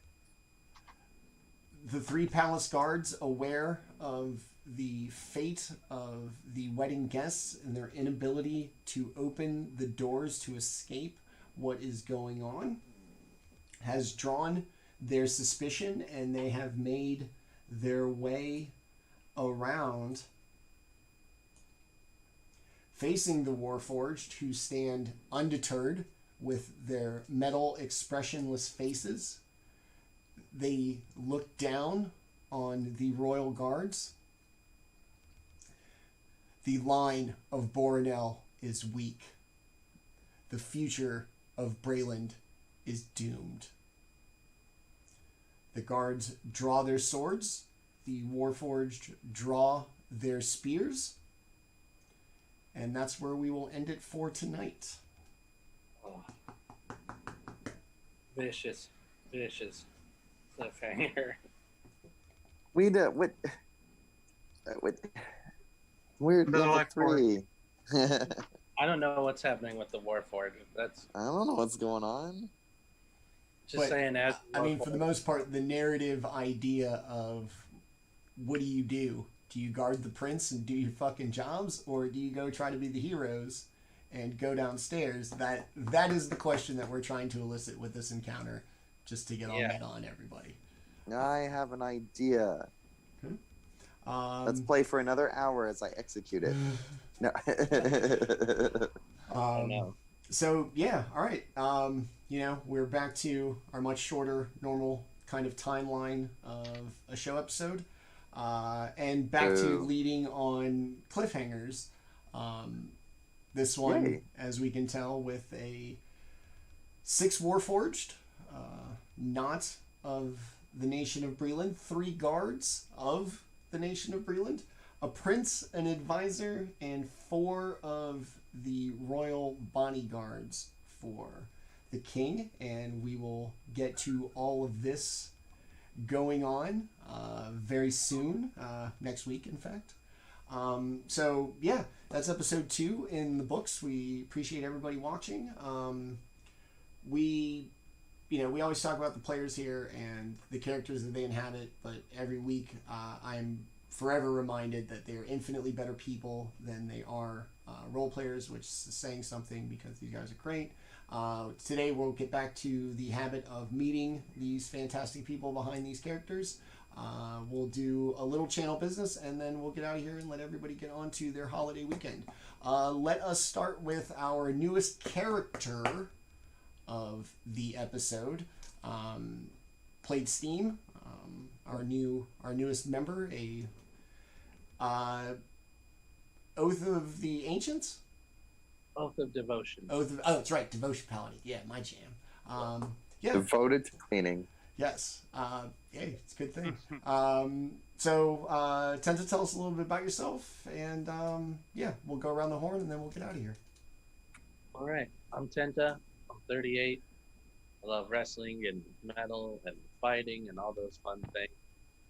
And I've been playing tabletop RPGs for about 16 years now. And and I'm just glad to be around this group. Glad to have you, buddy. Our wizard, our kind of skeptic, and at least so far probably the most mysterious character going right now with his sympathies for the terrorists. Yeah, I'm actually extremely happy that there was suspicion of my character being a member of the Swords of Liberty, just because, like, I didn't like write him specifically to be mysterious, but it at least means that he was more 3-dimensional than Orin, right? Because that's the big thing. I don't want my character to necessarily be good or evil. I just want him to have a lot of. He has some motivations, and I want him to motivate him to do good things and bad things. And the fact that someone believed him to be a member of this organization is very positive for me, in that I did my job. Anyways, I'm Landon. I'm married. I have 2 little dogs. One of them is only 180 pounds, or 170 pounds, sorry. And the other is only 130 pounds. So tiny dogs, they're great. I love them. I'm a software developer during the day. This is my second Dungeons & Dragons group, and it's definitely my favorite that I've been in. I was very happy to be part of this group, and I look forward to this game every Tuesday. So, Campaign 2, y'all. Everybody came back. Campaign 2. All right, let's go to our at least seemingly. Yeah, look, man, I'm not here to babysit this kid. I'm not here to be his friend. I'll just keep him from killing people. Vincent, go ahead and tell us a little bit about Lewis. Lewis, I